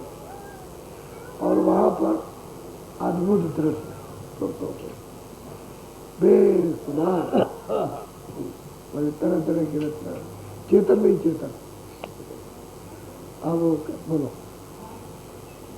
हंस न मिली हंसा हो जाई। कहते हैं वहाँ हंस बरते हैं, बीच में कहीं नहीं। यहाँ से और बीच में गढ़ तक कहीं भी हंस नहीं रहे। हंस वही मान सरोवर बस। कहते हैं कि ये तुरंत वहाँ गई तो वो हंस रूप हो गई, जैसे उनके रूप में वैसे इसकी रूप में। वहाँ जाकर के इसी रूप में हो जाए सब हंसों के रूप, कोई रूप उसका हो गया, निर्मल रूप सच हो गया। सब कोई मिलोनी नहीं रही। बोलो, मिले जो अमी आहारा है। अब वो कहते हैं महापुरुष कि भाई आहार किसका होता है? कहते हैं अमृत का, भरा हुआ अमृत भरा हुआ है, उसी का आहार होता है, उसी में नहाते, उसी में नहाते हैं तो अमृत भरा हुआ। अब बताओ कितना बड़ा तालाब है, ये सब ब्रह्मांड है, ये ब्रह्म के, ईश्वर के, ये सब उसी में ऐसे फेंक दिए जाए तो शून्य से हो जाएंगे। जैसे कंकड़ फेंक दो उसमें तो पता ही नहीं चलेगा कंकड़ कहाँ चला, ऐसा उसमें मानसरोवर है।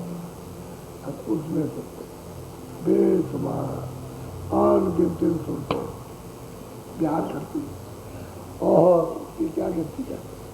लेकिन यह है कि जो सुनते वहाँ रहती है मालिक के दर्शन दीदार से बनी, दर्शन दीदार, हालांकि उनको कोई तकलीफ नहीं है, लेकिन दर्शन दीदार से बन के मालिक का दर्शन नहीं कर सकते। बोलो,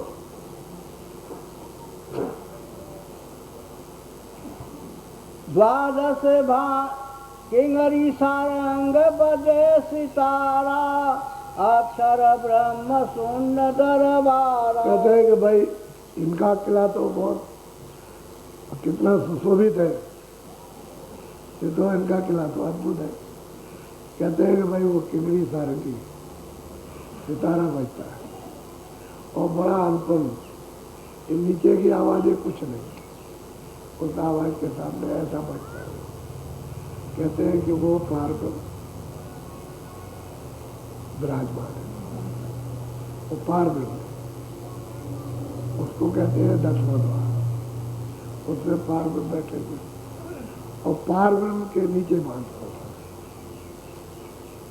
नीचे मानसरोवर बहुत नीचे उसमें, और उधर जब जाएंगे तो इसमें स्नान करना पड़ेगा, बगैर इसमें स्नान किए वो उधर नहीं जा सकती, उधर 10वें द्वार की तरफ नहीं जा सकती है। और वो आवाज़ इतनी तेज है कि उसको बर्दाश्त नहीं, स्नान करना पड़ेगा तभी सुनते बर्दाश्त करें उस आवाज़, बहुत तेज आवाज़ है। तो फिर किंगरी सारंगी बजती, ये पार ब्रह्म है। अब मुसलमान हिंदुओं के पार ब्रह्म और मुसलमानों के अल्लाह। अब बताओ इनको कौन मुल्ला वहाँ पाने का जाए, क्योंकि उसका तो रुझान उस बकरे बकरी में है, उसके वो जाके में रुझान वहाँ कौन जाए और कौन जा सकता है वहाँ? इधर न पंडित जा सकते हैं न उधर मुल्ला जा सकते, कोई नहीं उधर पहुँचे।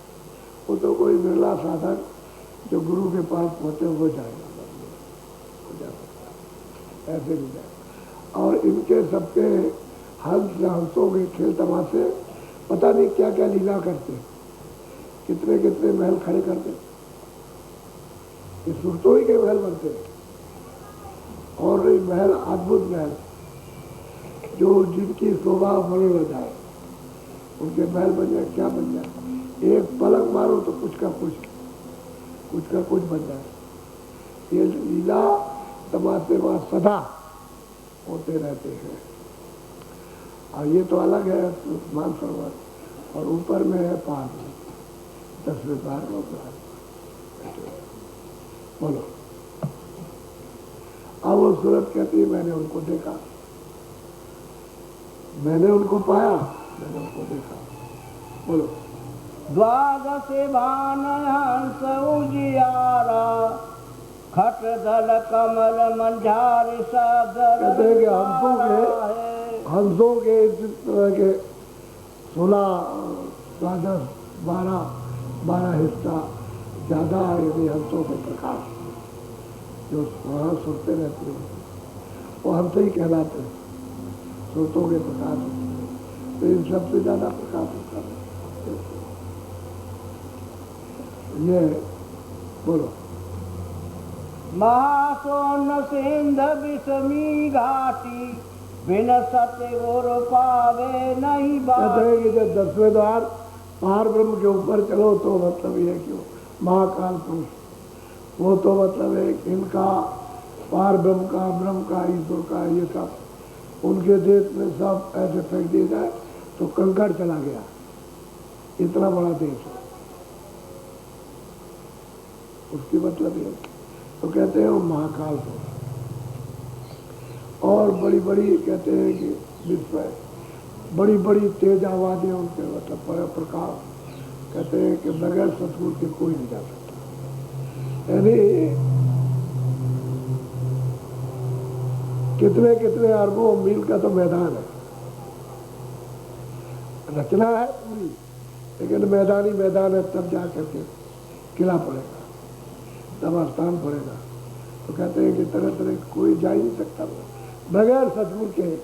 जो ऊपर गया वो वही जा सकता है, बाकी कोई नहीं जा सकता। उधर वही रुक जाएंगे, आगे नहीं, आगे तो सतगुरु द्वारा ही जाएंगे। आगे तो जो मानसरोवर में स्नान करेंगे वो आगे नहीं जा सकते, गुरु तो चाहिए उनके लिए, आगे नहीं जाएंगे, वही रुक जाएंगे उसी जगह। जैसे वो हम सब रहते हैं वहाँ रहो और उसी जगह रहो, आगे नहीं जाते। तो मालिक का दर्शन दीदार से हुआ तो कुछ हमारा तो वहाँ रुकने दीजिए, जो उसके दर्शन से वंचित रहे। ये सब जितने भी वहाँ रहती हैं तुम पे वो सब मालिक के दर्शन से वंचित है। जो पार ब्रह्म में सुनते 10वें द्वार में रहती हैं, खजागज भरी हुई, मालिक का दर्शन नहीं पाते, उनको नहीं मिलता।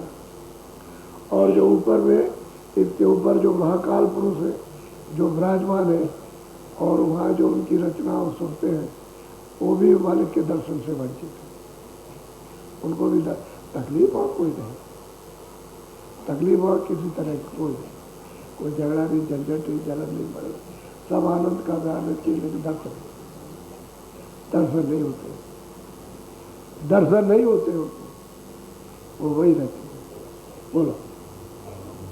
व्याघ्र सिंह सरप बहु काटी कहाँ सहजय चिंतय पारा कहते हैं कि वही वो सहज जीत है, अचिंत है, चिंता से मुक्त है, कुछ नहीं। लेकिन यह है को वहाँ की सुनते हैं किस तरह की उनकी बात की आवाज़ है कि तुम उधर क्यों जा रही हो, उधर तरह तरह की आवाज़ निकालती है वहाँ पर, और इतना खौफ पैदा कर दे कि वही का यहाँ का नहीं है, वहाँ तो आनंद ही आनंद है, लेकिन आप उधर नहीं जा सकते।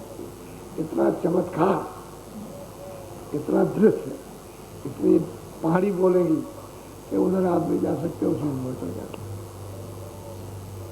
ऊपर नहीं जा सकते, उधर जा ही नहीं सकता। वहाँ सतगुरु की जरूरत है, उस मैदान में उस घाटी पर सतगुरु चाहिए, तभी ले जाएंगे बगैर सतगुरु के। बोलो। अष्टदल कमल पार ब्रह्म पाई भाई दाहिने द्वादश चिंत रहाई। कहते हैं वहाँ पर 12 यानी देश अचिंत देश, और जिनको किसी महात्मा ने खोला नहीं है, उसमें मतलब ये है कि वो बहुत बड़े बड़े ये रास्तों से बड़े बड़े द्वीप यानी लोग बने हुए, तो कहते हैं इधर उधर छूट जाते, एक तरफ को छूट गए, रास्ता सीधा जा रहा, सीधा आगे भवर गुफा स्थान है जिस पर 100 पुरुष बैठे हुए, और सूरत कहती है कि हमने उनका दर्शन किया, और अखंड बंसी बजती रहती है, कभी बंसी अखंड बजती है, कभी बंसी, कभी सब उसी बंसी से मोहित रहते हैं सब। बोलो। बाएं 10 दल सहज समाई यो कमलन निर्वारा है। कहता है छुटकारा कैसे होगा, वो तो मतलब गुरु तो साथ चलेंगे, बताएंगे निशान कि रास्ते के जाने के कौन से निशान है, आने के भी निशान थे, और अब वहाँ से जाएंगे तो बताएंगे भाई बाई तरफ से कट के चलो, बाई तरफ से कट के चलो तो फिर आप रास्ते से निकल जाओगे, और इधर से जाओगे तो फिर चले जाओगे तो खरबों खरबों जो जन ऊपर नीचे दाएं बाएं तो उधर नहीं जा सकोगे, ऐसे तो वहाँ बताएंगे। उस मैदान में गुरु तो जरूर चलना है, वहाँ उसमें रचना में बगैर उसके इतने आनंद की, इतनी सुंदर अद्भुत अर्वचनीय रचना है कि उसको साधक कोई छोड़ नहीं सकता। तो गुरु की जरूरत है आगे ले जाने की। बोलो। पांच ब्रह्म पांचो अंड बीनो, पांच ब्रह्म ने अक्षर ये मतलब महाकाल पुरुष ये विराजमान है वहाँ पर, और इनकी हदबंदी है ऊपर में, और आता सतलोक का ऊपर बंद कर रखा। जो सुरते ऊपर से आ गए उनको तो मतलब आ गया रास्ता बंद हो गया। अब जो इनके लोक में इनके देश में सुरते खजाखज भरी हुई है, वो ऊपर मालिक के दर्शन से बचे। आज चित्त दीप है उनसे दर्शन से बचे। फिर पार ब्रह्म में जो वहाँ रहती है वो, और फिर उसके बाद जब इधर आएंगी पर्दे में तो ये तो सुनते संबंधी ये नहीं जा सकते, सदगुरु की जरूरत पड़ेगी बगैर उसके। सब देख रहे हैं, सब बता रहे हैं, साधक को देखते जाते हैं, बताते जाते हैं। अब यहाँ से वहाँ तक नहीं बताएंगे, वो बताने वाला वहाँ जाए यहाँ आए, और यहाँ से ले जाए फिर लौट के आए साथ। अगर वापिस से वहीं रह जाए और इनको कहे तुम चले जाओ तो भी काम नहीं बनेगा, वापिस लौट के आना, ये बात नहीं है। तभी तो मालूम हो जाएगा। ज्ञान तो साधक को जब भी होगा, जब वापस आएगा जाएगा वापस आएगा, फिर आना जाना हो जाएगा, फिर कोई बात नहीं। लेकिन जाए आए कहीं भूल जाए रस्ते उसके बताने के लिए चाहिए, तो धीरे धीरे धीरे धीरे धीरे धीरे सब भेद खुल जाता है, सब मंडलों का, सब लोगों का कोई बचता नहीं है। बोलो। चार मुकाम गोप्यता कीनो, जामद बे बंदी वानपुर सदरबारा। भाई उन्होंने अलग अलग मुकाम बना रखे। सतपुरुष ने सतलोक से 16 सुतों को सतलोक से नीचे उतारा, 12 को तो अलग अलग सबको लोग दे दिए, राह दे दिया, और बाकी जो है इनको नीचे 4 को उतार दिया। एक तो भंवर गुफा में, दूसरे है 10वें द्वार, तीसरे है त्रिकुटी में, चौथे सेंट्रल कवर में, इनको बैठा दिया। 12 का भेद बिल्कुल गुप्त है। सब महात्माओं ने कहा, सब ने कहा, सब कहेंगे, सब बोलते हैं, और 4 का भेद खुला। तो ये अगल बगल में है, लेकिन ये चारों एक मिसाल पर के रास्ते पर, तो आपको तो रास्ते से जाना, उनसे क्या, लेकिन सब बंदी खाने। जितनी सुरतें सतपुरुष ने दे रखी है वो सब बंदी खाने हैं, वहाँ मालिक के दर्शन नहीं कर सकते। ये जरूर है कि इधर से जो संत जाते हैं सब लोगों में हो करके, वो तो किसी लोग में भी घूम सकते हैं, किसी में जाते, तो वहाँ जाए तो जिसके ऊपर खुश हो जाए उसी को छुड़ा ले, कोई भी सूरत नहीं। 10वें द्वार के ऊपर मानसरोवर में स्नान करने पर, और फिर उसके बाद प्रयाग स्नान करने पर, जिस पर प्रसन्न हो जाए, खुश हो जाए, उसको वही से यहाँ से ले जाने की जरूरत नहीं है, और सोचते वही है, खुश हो गए उनको ले गए उसको किसी लोग में। अब उनके अब यह है कि वो तो जा नहीं सकती, वो तो वहाँ से नहीं जा सकते, तो उन्होंने बंधन लगा दिया, घेरा लगा दिया, उधर नहीं जा सकते, घेरे के अंदर रहो। तो वो तो अथाह लोक है, उसको क्या बोलो। दो पर्वत के संग निहारो, भमर गुफाते संत पुकारो। अब संत जो भी आए वो पुकार करते हैं कि भाई अगर भमर गुफा को देखते हो तो दो पर बड़े बड़े पर्वतों की संधि मिला, वहीं पर ये बैठे हुए, बहुत भारी कोट है, किला है बहुत बड़ा किला, सबका एक से एक बड़ा किला है, उस पर ही बैठे हुए और वहीं से अपनी आवाज दे रहे। तो कहते हैं कि भाई संत इसी रास्ते से आते हैं तभी ले जाएंगे। कहते हैं भंवर गुफा स्थान पर ये सोहम पुरुष पर हम बैठे, उनका दर्शन दीदार दो पर्वतों के संदर्भ होगा। वहाँ बोलो हंसा करते के लय पारा, तहाँ गुरन दरबारा है। कहते हैं भाई वहाँ कहते हैं आनंद ही आनंद लेते हैं, कहते वहाँ से भनक पड़ती है ऊपर की, आवाज आ रही है ऊपर से जाने के लिए। तो जो सुरतें इधर से जाती हैं वो तो चढ़ जाएंगी, तो ऊपर से, लेकिन जो बंदी खाने में वो नहीं जा सकते, वो उधर नहीं जा सकते। इधर से जो जाएंगे वो चढ़ के जाएंगे ऊपर की आवाज़ को, वो जो आ रही है उसको गुरु पकड़ा देते, तो कहते देखो उस आवाज़ को सुनो और उसको पकड़ के चलने बड़ा आसान होता फिर। यानी ऊपर तकलीफ तो आपको यहाँ है, ऊपर में तकलीफ इतनी उस समय तो दृश्य रचना की रुकावट होती है, सुंदरता की, बाकी रुकावट और कुछ नहीं है। सुंदरता की उसकी रुकावट है कि तुम देखने में लग जाओगे बहुत अच्छा है, बहुत आनंद का, बहुत सुंदर है, तो ये पड़ जाते सुंदरता में फंसते हो जैसे बाहर फंसते हो। अब कोई काली देवी दिखाई दे तो उस पर तुम्हारा मन नहीं टिकेगा, लेकिन गोरी हुई जाए तो पर ठीक जाएगा, तो बार बार मन तुम्हारा उतर जाएगा, उधरे को करके बढ़ेगा। ऐसे कोई बाजार में चीज़ हो अच्छी सी तो बार बार बन जाएगा कि वो चीज़ हमारे घर भी आ जाए, उसी में फंसे रहते हो। यहाँ इसी बनावट में फंसे, ऊपर में रचना एक से एक बढ़ के उसमें फंस जाते हैं। तो मालिक का फिर वो मतलब है कि देश नहीं मिलेगा, वही रोके रहो उसी जगह पर।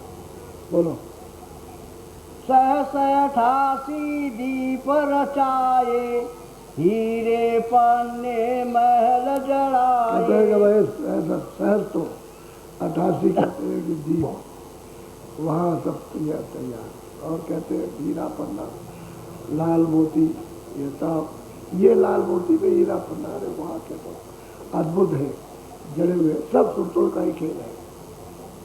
हीरा पन्ना जो कुछ भी कहो सब सुरते जड़े हुए, ये देखोगे तो सब सुरते, एक क्षण में मुकुट बना ले, सुरतों का ही मुकुट बन जाए, समझ गए?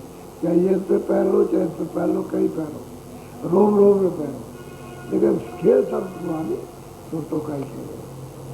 अब यह है कि आपको समझाने के लिए और कोई भाषा समझ में आ नहीं सकती, तो हीरा पन्ना मोती, ये तो एक नाम निशान को चमकते, वो तो चमका ही चमक रहे, सब खेल सुरतों का ही है। उन्हीं को हीरा कहो, उन्हीं को मोती कहो, उन्हीं को लाल, उन्हीं का खेल। बोलो मुरली बजत अखंड सदाए। कहते हैं मुरली हमेशा अखंड मुरली बजती रहती है, कभी बंद नहीं होती।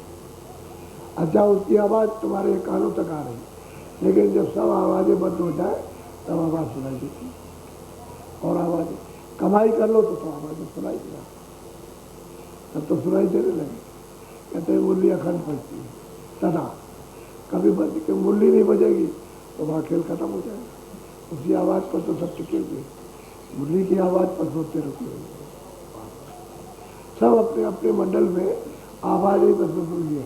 पार ब्रह्म की आवाज़ पर वो सिगरी सारंगी पर, और ब्रह्म की आवाज़ पर बादल की गरज मृदक पर, और सहजल कमल में घंटा संग हो, यहाँ सब रुपये पड़े, ये बंद हो जाए मामला खत्म, कुछ नहीं रहेगा, सब खत्म हो जाए। आसमान दिखाई देगा चलिए, न तुम रहो न पशु पक्षी, कोई चीज़ आवाज़ बंद कर दे सब खत्म।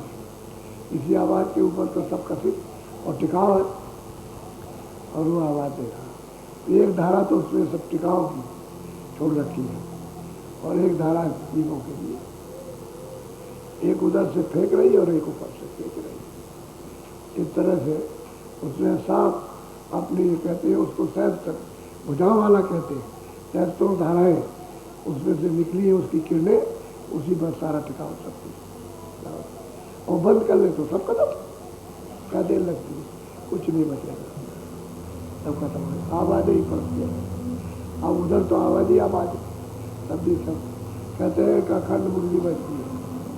अद्भुत अद्भुत आनंद है। बोलो सोहंगा दसदी जब भाई सत्य लोक की हद। कहते हैं कि जब ये सोहंग प्रोक्त का दर्शन दीदार हो जाएगा तब सतलोक की हद, अरे तब सतलोक का नाका तब उसको मिलेगा। लेकिन गुरु तो चाहिए ना ऊपर जाने वाली बात, अगर वो नहीं मिलेगा तो जाने नहीं देगा। तो वही आप वो तो गुरु जब छुड़ाते हैं कि चल असली गल तेरा आगे, असली आनंद आगे, यहाँ कहते हैं ये सब फीका है, आगे वहाँ फीका आनंद तो है ही आनंद, लेकिन अब ये है कि वहाँ का आनंद कुछ और है, सत्य देश का, सतलोक का। कहते चल अपने घर में यानी तो गुरु रहे तो बताया, गुरु न रहे तो न जाएगा, बोल जाएगा। बोलो उठत सुगंध महाराधिकाई जाको वारन पारा। कहते हैं कि उसके उधर जाओ तो सुगंधे दूर से खरबों खरबों खरबों जोजन, कितने खरबों खरबों जोजन उधर से सुगंध है। सुगंध कहते हैं कि उसके तूफान यानी आ रहे सुगंध को खुशबू होगी उधर से, मतलब ये सुगंधी सुगंधी सुगंधी तो सब जगह है, सुगंधी तो यहाँ भी आप सुनते हो, और सुगंधी ऊपर शुरू हो जाती है। तो कहीं पर मतलब ये है कि कहीं पर ये भोजन का आहार है, और स्वर्ग बैठों में सुगंधी का आहार, और त्रिकुटी में नूर का आहार, निश्चल कमल में प्रकाश का आहार, और त्रिकुटी में शब्द का आहार, बाकी आगे सूरज शब्द रूप हो जाते। सब जगह अपना अपना आहार है। तो कहते सुगंधे मलिया गिरती है, तरह तरह के इतरात की वो खुशबू चली आ रही है, और आधी तूफान के साथ साथ वो जलवा कुछ और है। बोलो खोड़स भानु हंस को रूपा बीना सत धुन बजे अनूपा। कहते हैं कि भाई तो खोड़स भान यानी हंसों के रूप, सुरतों के रूप।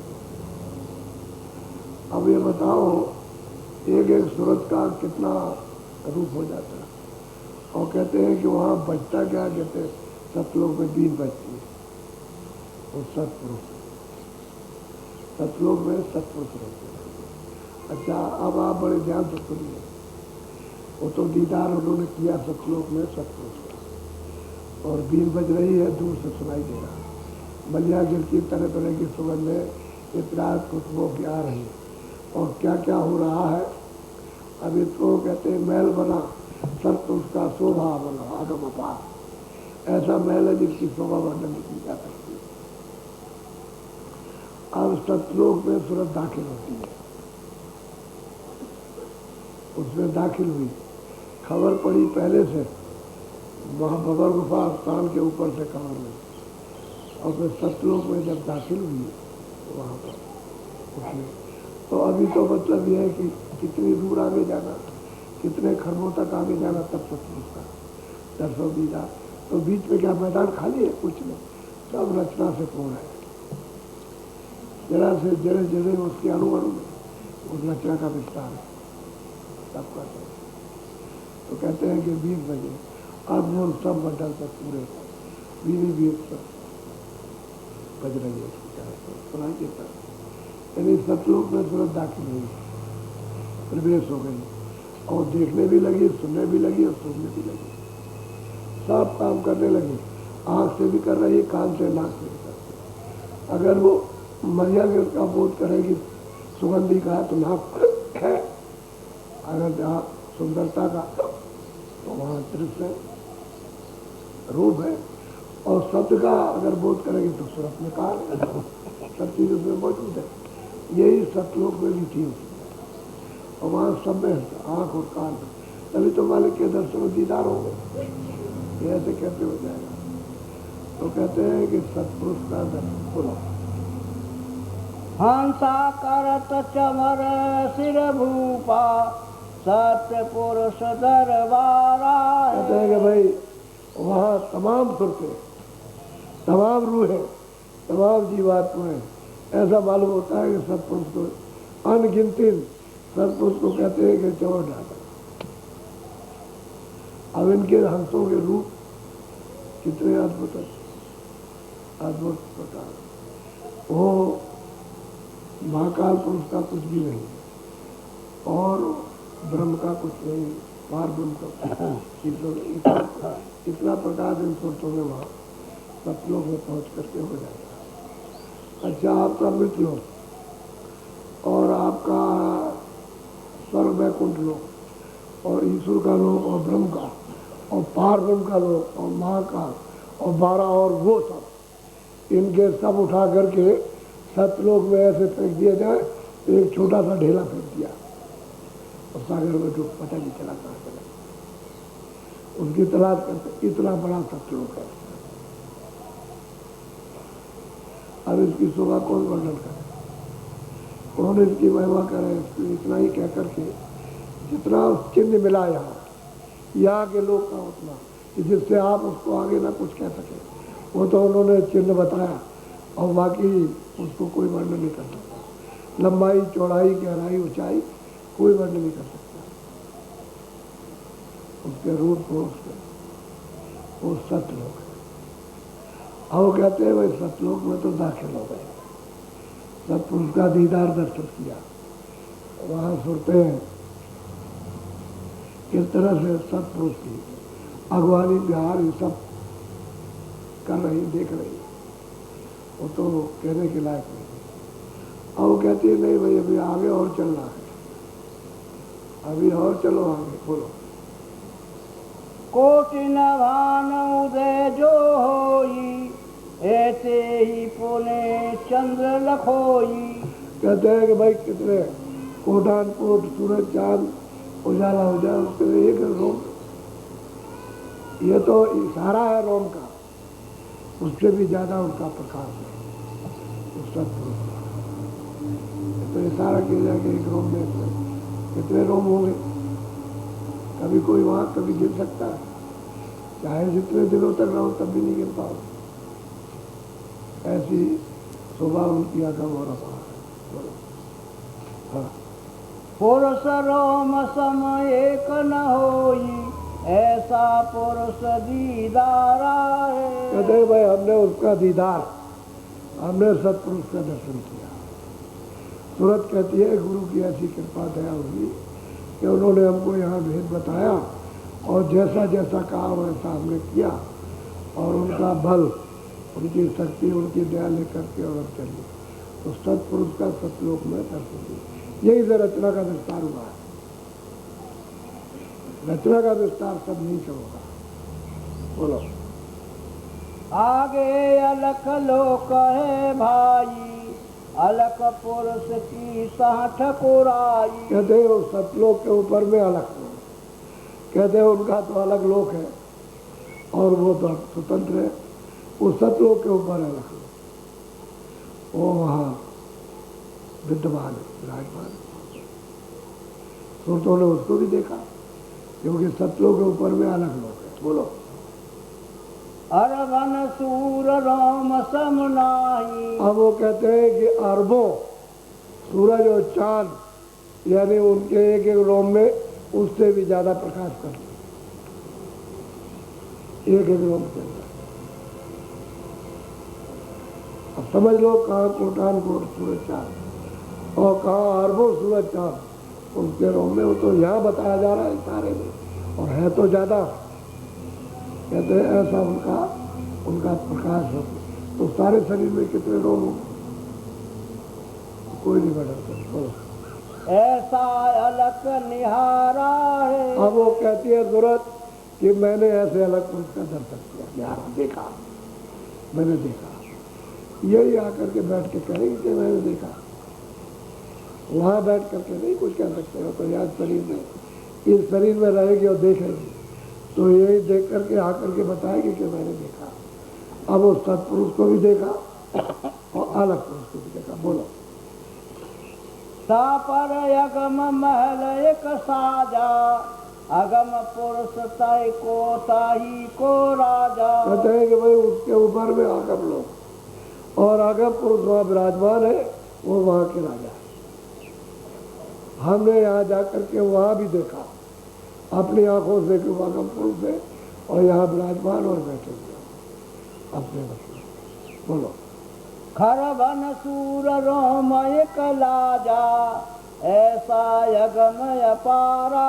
कहते हैं कि भाई ऐसा आगम पुरुष कि खरबों खरबों सूरज और चांद, कहते हैं कि वो लज्जित करते हैं इसमें। और कितने होंगे सूरज और चांद, उनका कितना प्रकाश होगा। खरबों खरबों आगम पुरुष का। कहते हैं कि हमने उसको जाकर के देखा, निहारा, देखा, उसको पाया। बोलो। तापर कह लो कहे भाई, पुरुष अनामी तहारा। कहते हैं कि उसके ऊपर, अगम के ऊपर में अकह जो कहने में नहीं आ सकता, वो अकह ही है। कोई न कोई कह सकता न किसी ने कहा। और वहाँ कौन रहते हैं? अनामी पुरुष, वो सबके सृजन। उसको वहाँ जा करके उसने देखा आंखों से, अगम पुरुष अनामी पुरुष को देखा, दर्शन किया। वही सबके सबके वही है। और वो अकह है, अपार है, कोई कह नहीं सकता। अपार है, बेनाम के, बेरूप के। उनका कोई रूप नहीं, उनका कोई नाम नहीं, उनका कोई नाम नहीं। अकह धाम है, अकह रूप है और अकह उनकी शोभा है, कोई जगह नहीं। और सुरतों ने जाकर के वहाँ दीदार दर्शन, कहते हैं हमने देखा। और इसी कलयुग में 700 वर्ष के अंदर देखा। पहले नहीं देखा, अभी देखा।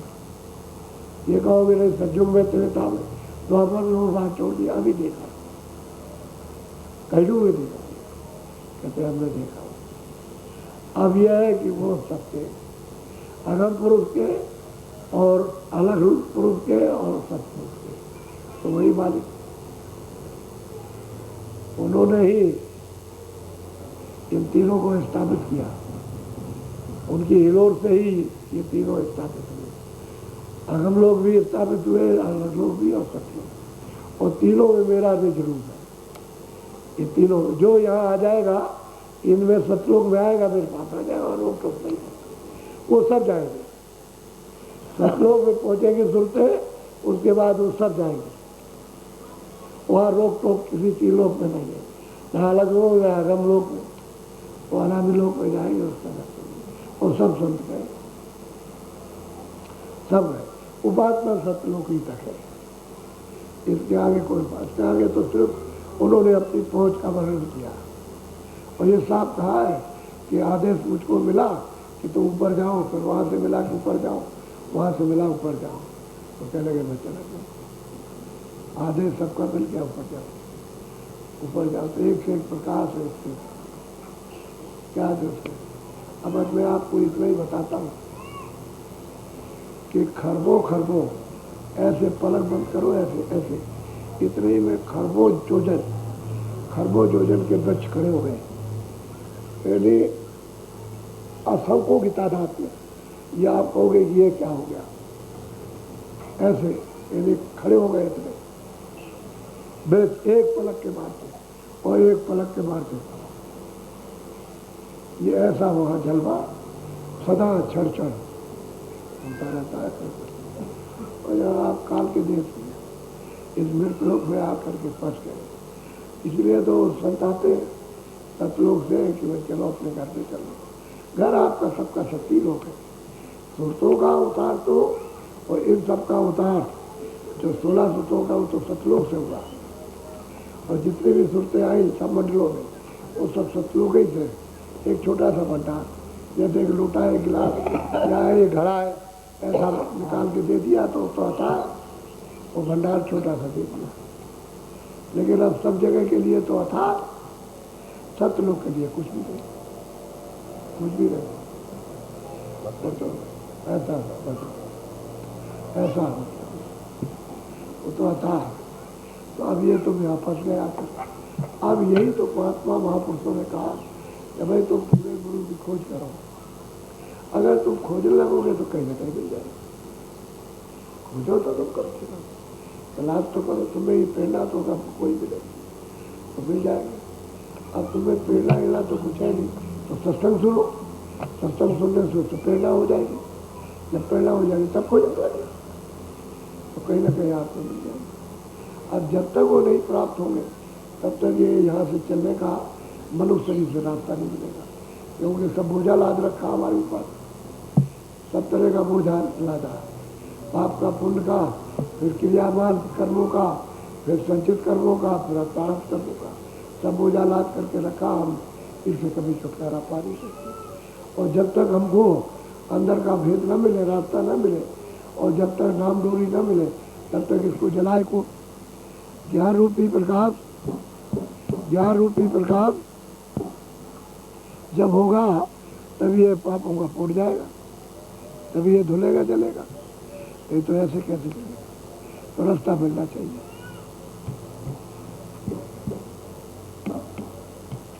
या तेज करो बच्चा कि सूरत शब्द के साथ में बच जाती है, सूरत के साथ उसका गठबंधन हो जाता है। तो कहते हैं कि ब्याह, अरे ब्याह में और क्या किया जाता है? गठबंधन होता है, गठबंधन हो जाता है। और सबको शब्द सुनाए जाते, वो मंत्र जो है वो शब्द बताए जाते उनको कि देखो तुमको इसलिए ब्याह हो रहा। तो रक्षाबंधन, रक्षा तो रक्षा कौन करेगा? शब्द करेगा। तो उसका विधि कोई चाहिए कि हमको शब्द के साथ बांधे। सुरतों को, जीवात्माओं को जो आंखों के पीछे बैठी उस शब्द के साथ जोड़ दे। इसका इधर से प्लग निकल गया उसमें लगा दे, ऐसे तो करंट पास हो गया। और प्लग निकल गया तो करंट पास नहीं होता, तो तुरंत उससे अलग हो गई इंदिरा का। और प्लग जोड़ देंगे तो आधार उसमें शक्ति का संचार होगा।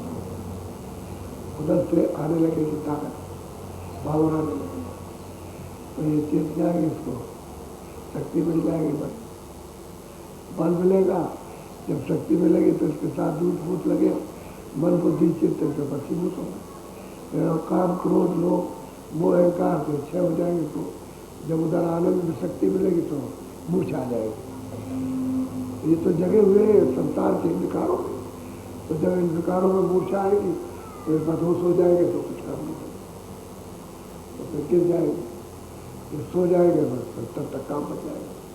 गठबंधन का मतलब तो ये था, रक्षा यानी सूरत शब्द के साथ में यानी बंध जाए, तो इस जीवात्मा की रक्षा हो जाए। मतलब तो उसका ये था, लेकिन लोगों ने बाहर से लगा लिया। बाहर से क्या, बाहर से तो जानेंगे। अरे भाई जाना तो ऐसी जगह पर कि न जाना न आना, वहाँ पहुँचना चाहिए था। अब तुम यहाँ जा रहे आ रहे थे, अगर मनुष्य शरीर ही तुमको मिलता फिर भी अच्छा था। लेकिन तुम तो 84 जा रहे हो, नरकों की तरफ चले जा रहे हो, तो फिर रक्षा किस बात की? रक्षा यही है कि सूरत शब्द के साथ वो मिल जाए। गुरु ऐसा नेपाल दे, बस उसके साथ डोरी के साथ पाल। और फिर डोरी जब बन जाओ तो छोड़ेगा। जब एक दफे डोरी पकड़ लेगी, नाम की डोरी पकड़ लिया तो छोड़ता नहीं। एक ही दफे पकड़, एक दफे छूट गए तो मिलता नहीं।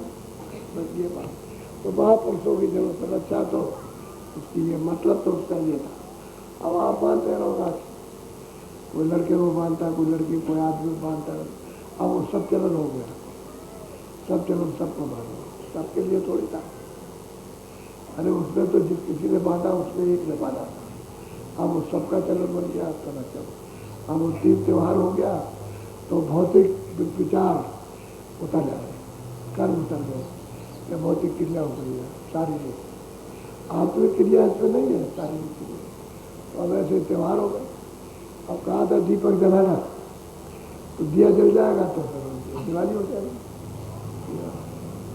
अच्छा, होली मनाना, जब तुम्हारे कर्म फूक जाए तो बस होलिका जल गई, कर्म खत्म हो गए तो तुम बच जाओगे जन्म पर, 84 से बच जाओगे नरकों से, यात्राओं से। अब होलिका तो कुछ नहीं देता, तुम त्योहार मानने लगे, तुम जैसे से तैसे ही रह गए। मतलब त्योहारों का था, लेकिन अब न मतलब समझो, किसी के पास जा करके तो कोई क्या करेगा। तुमको तो लोग में स्वतंत्र अधिकार मिला है कि जिधर चाहो आँख से देखो और जैसा चाहो ऐसा देखो, और जिधर चाहो कानों से सुनो, तो जिधर चाहो घूमकर नाक से सुनो। वो तो आपको इंद्रिया मिली है, आपको पूरा अधिकार मिला, उसमें कोई बंधन नहीं लगा। अब आप उधर मतलब यह है कि जो कर रहे हो तो उल्टा कर रहे हो, सीधा तो करते उलट कर रहे हो, तो इससे आप अनर्थ कर रहे हो। अधिकार दिया आपको भजन करने का भी, तो भजन तो आप करते नहीं, ये काम करते रहे। अनाधिकार चेष्टा, उसने कहा था ये बुरा है मत करना, मना किया था। जब किताबें बनाई उसने, यानी वेद बनाए, तो उसने मना किया कि बुरा मत करना, लेकिन तुमको करने का अधिकार है कि बुरा कर सकते हो, हम नहीं रोकेंगे, ये कहा। आप महात्माओं ने आकाश पूरा क्यों करते हो, तो उनकी बात मानना चाहिए। उन्होंने तो कह दिया कि भाई बुरा मत करना, तो ये समझ लो बंधन लगा दिया। अब तुमको अपने अधिकार अच्छे बुरे का दिया, अगर हम अच्छे का अधिकार दे बुरे का नहीं, तो आपको आप कहोगे हमको अधिकार नहीं मिला, तो सब अधिकार आपको दे दिया। जैसा भी जो अच्छा बुरा भला जैसा आप अपना अपना करो, अपना अपना भोगो, अपना हम कुछ नहीं कर रहे। हमने तो 4 खाने 84 सीढ़ियाँ नर्क बनाए, हम तो इसमें से जो तुम करोगे उसमें बंद करेंगे और सजा देंगे और अपना वसूल करेंगे, जिससे लिया दिया उसको दिलवाएंगे। और आप इसमें अपने अधिकार में आप फंसते। अब महात्मा कहते हैं भाई ये काम मत करो, तो मान, अब मान, आप मान लोगे तो दिया जल जाएगा, आप मान लोगे तो होली तुम्हारी संपूर्ण हो जाएगी, पापों को जला दोगे और तुम्हारी रक्षाबंधन हो जाए। और नहीं मानते हो तो फिर गिरो, फिर जाओ उसमें। मतलब उसका ये था, अब उल्टा हो गया मतलब। और कहीं कहीं लिखा हुआ है कि होली में या दिवाली को जुआ खेलना, ये सब आप अपनी मंजूर करते हो। वो लिखा हुआ है कि तुम शराब पीना, नशा करना, ये लिखा। आप जुए में जुआ खेलते हो, फिर आपको मारते लूट ले जाते हैं, ये लिखा। अच्छा बुरा लिखा है, तो जो करोगे तो पाओगे। लेकिन उन्होंने लिखा बुरा मत करना, अच्छा करना। फिर ये भी लिखा कि अच्छा भी मत करना, बुरा भी मत करना, छूट जाओ। ये बातें लिखिए, हम तुमको अधिकार छूटने का भी देते हैं, तुमको बुरा करने का और अच्छा करने का सब अधिकार देते हैं तुम्हारे। अब आप जो चाहो तो करो। उन्होंने वो कहते वो करता है, झूठी बात है, कुछ नहीं करता कराता, न कोई आदेश देता, कुछ नहीं। उसने वेदों ने मना कर दिया कि तुम बुरा भी मत करो, अच्छा भी मत करो, और अच्छा बुरा किया तो दोनों को जला दो और छूट जाओ, छुटकारा करो, तो मना नहीं करते। अब तुम न समझो तो समझिए, अब तुम यही की बात नहीं समझते तो उनकी बात क्या समझोगे। तो कब सतयुग था, कितने सतयुग द्वापर त्रेता था, कितने खत्म हो गए। जब वो किताबें जब बनी है तो कब बनी थी, तो याद की, उनको तो बहुत पहले से बना। उसी को रिन्यू कर देते, चले वो खो गई तो भाई कहीं देखो रिन्यू करो उसको। तो महात्मा आते, योगी आते, योगी उनसे रिन्यू कराना, भाई वेदों में ये लिखा था, ये लिखा था, ये लिखा था, फिर आपको रिन्यू करके दे दिया तो आप चले गए। नहीं तो वो तो सबके त्योहार पिले हो गए, तो वेद कहाँ रहेंगे जब तुम नहीं रहोगे। जब जमीन नहीं रहेगी, आसमान नहीं रहेगा और पानी रहेगा, तो वेद कागज कहाँ रहेंगे। न कोई पशु रहा, न कोई पंछी रहा, ये तो सब कितने बात पैदा हो जाए। वो तो रिन्यू हो जाता है। जो योगी आते हैं वो तो उनको पूरा बोध होता है, ज्ञान होता है, उनको लिख देते और लिख करके तुम्हारे सामने फिर पेश कर दिया। ऐसे होता रहता है, यही बात ऐसा ही है। बोलो जय गुरुदेव। अब 7 बज के सत्संग में तो टाइम लगेगा, अगर पूरी बात सुनोगे तो उसमें तो थोड़ा समय लगेगा। तो 6 बजे से अब 7:45 हो गए, 8 बजने वाला है, 45 मिनट हो गए थे, होने दो। तो समय तो लगेगा पूरा, अगर बीच में अधूरा छोड़ दे तो आप समझ नहीं पाओगे, फिर वो कट हो जाएगा। इसलिए पूरी बात तो कहनी नहीं चाहिए, पूरा समझाए। अब सुरतों ने सबने पाया, जो वहाँ पुरुषों से जुड़ गए और जिनके ऊपर दया कृपा हो गए, उन्होंने सबने पाया। अच्छा, जब उनकी किताबें देखी, आप जो चले गए, उनकी किताबें कल उठा के देखिए, तो वो सेवा जो उनके पास आए, वो भी वही बात करें कि हमको, वो तो उन्होंने कहा और कहने लगे हमको गुरु ने ऐसी कृपा की, हमको इसे दिखाया। तो सही बात है, तभी सोचिए, ऐसा थोड़ी है। तो जो प्राप्त आप भी देख सकते हैं। कहा तो यही जा रहा कि आप जल्दी करो, देर मत करो, लेकिन जल्दी निकल के आप सामने पहुँच जाते हैं। क्या चीज़ है, यही बात है। वो कबीर बोल रहे हैं, वो तुलसीदास बोल रहे हैं, वो जयदास बोल रहे हैं, वो नानी जी बोल रहे हैं, और जितने महात्मा है मतलब है, और राधा स्वामी बोल रहे हैं, कोई वो बोल रहा, कोई वो बोल रहा, सब बोल रहे हैं, सब कह रहे हैं। भाई तो गुरु की तो सबसे जरूरत है, गुरु की अहमियत है। गुरु तो वो होना चाहिए जो उस मालिक को प्राप्त कर चुका, सतलोक में पहुँच करके जो अनामी और ऊपर जा चुका, आ चुका है, वो है, उसको पूरा गुरु कर दिया। जो सतलोक पे जाएगा, ऊपर जाएगा, वो तो रोक टोक नहीं है, बस वहाँ तक पहुँचने की जरूरत है। उसी को कहते हैं सदगुरु, महापुरुष उसी का, संत उसी को कहते हैं। और कोई वेशभूषा बना ले, दाढ़ी रख ले, बात रख ले, तो कहे आप संत, वो संत नहीं, वो तो बहाना है शरीर का, वो रोक नहीं है शरीर का, वेशभूषा उसको कहे। तो संत को समझकर संतों को ढूंढो, उनसे तो रास्ता मिलेगा, जया मिलेगा। इसी तरह बोलो जय गुरुदेव। ठहर जाओ जरा, 10 मिनट भजन में बैठ जाओ, 10 मिनट। जब कोई गाड़ी से, कोई बस से, फिर उनको बेचारों को फिर सब काम बंद कर देना, सब यहाँ आगे रहेगा। बोलो जय गुरुदेव। ये हम आपके किसी काम में बाधा नहीं डालते, तो ये सिर्फ किया।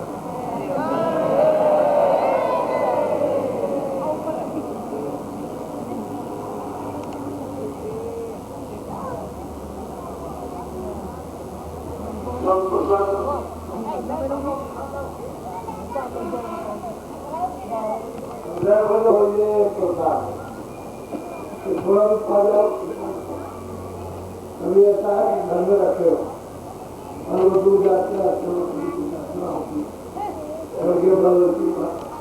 तो कभी कभी ऐसा होता है और हमारे लिए दवा नहीं और दूर हो गया, तो अब क्या करें, हम चिल्लाने लगते, चिल्लाना होगा। और इसमें एक टुकड़ा लगा था, एक दाना तोड़ गया, उसके बाद दो करके उसमें वो डाल दिया और कभी इसका चमत्कार देखो। लेकिन ये नहीं किया, चलो डॉक्टर बुलाओ, पहले कर कई गाँव में लोगों का करना है, या आप नहीं जा सकते हो, रात को हो गया तो वो डालो, गुरु का जो होगा तो 10 बार बोलोगे तो कहाँ पर बोला वो काम में लगा। जय गुरुदेव बोलो, जय गुरुदेव व्यापार करना, उसमें उनका नाम बोलो, जय गुरुदेव, तो काम हो गया।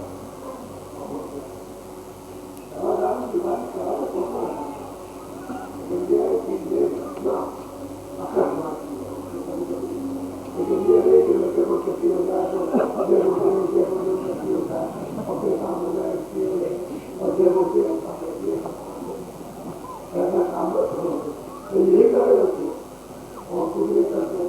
अब ये तो तुम्हारे ज्यादा खिला दिया है, मतलब मोहब्बत तो कोई जो खाना में बैठा नहीं, तो तुम उसी में काम देते जिससे उनके साथ मिले, ऐसी चीजों में काम मिलेगा। बोलो जय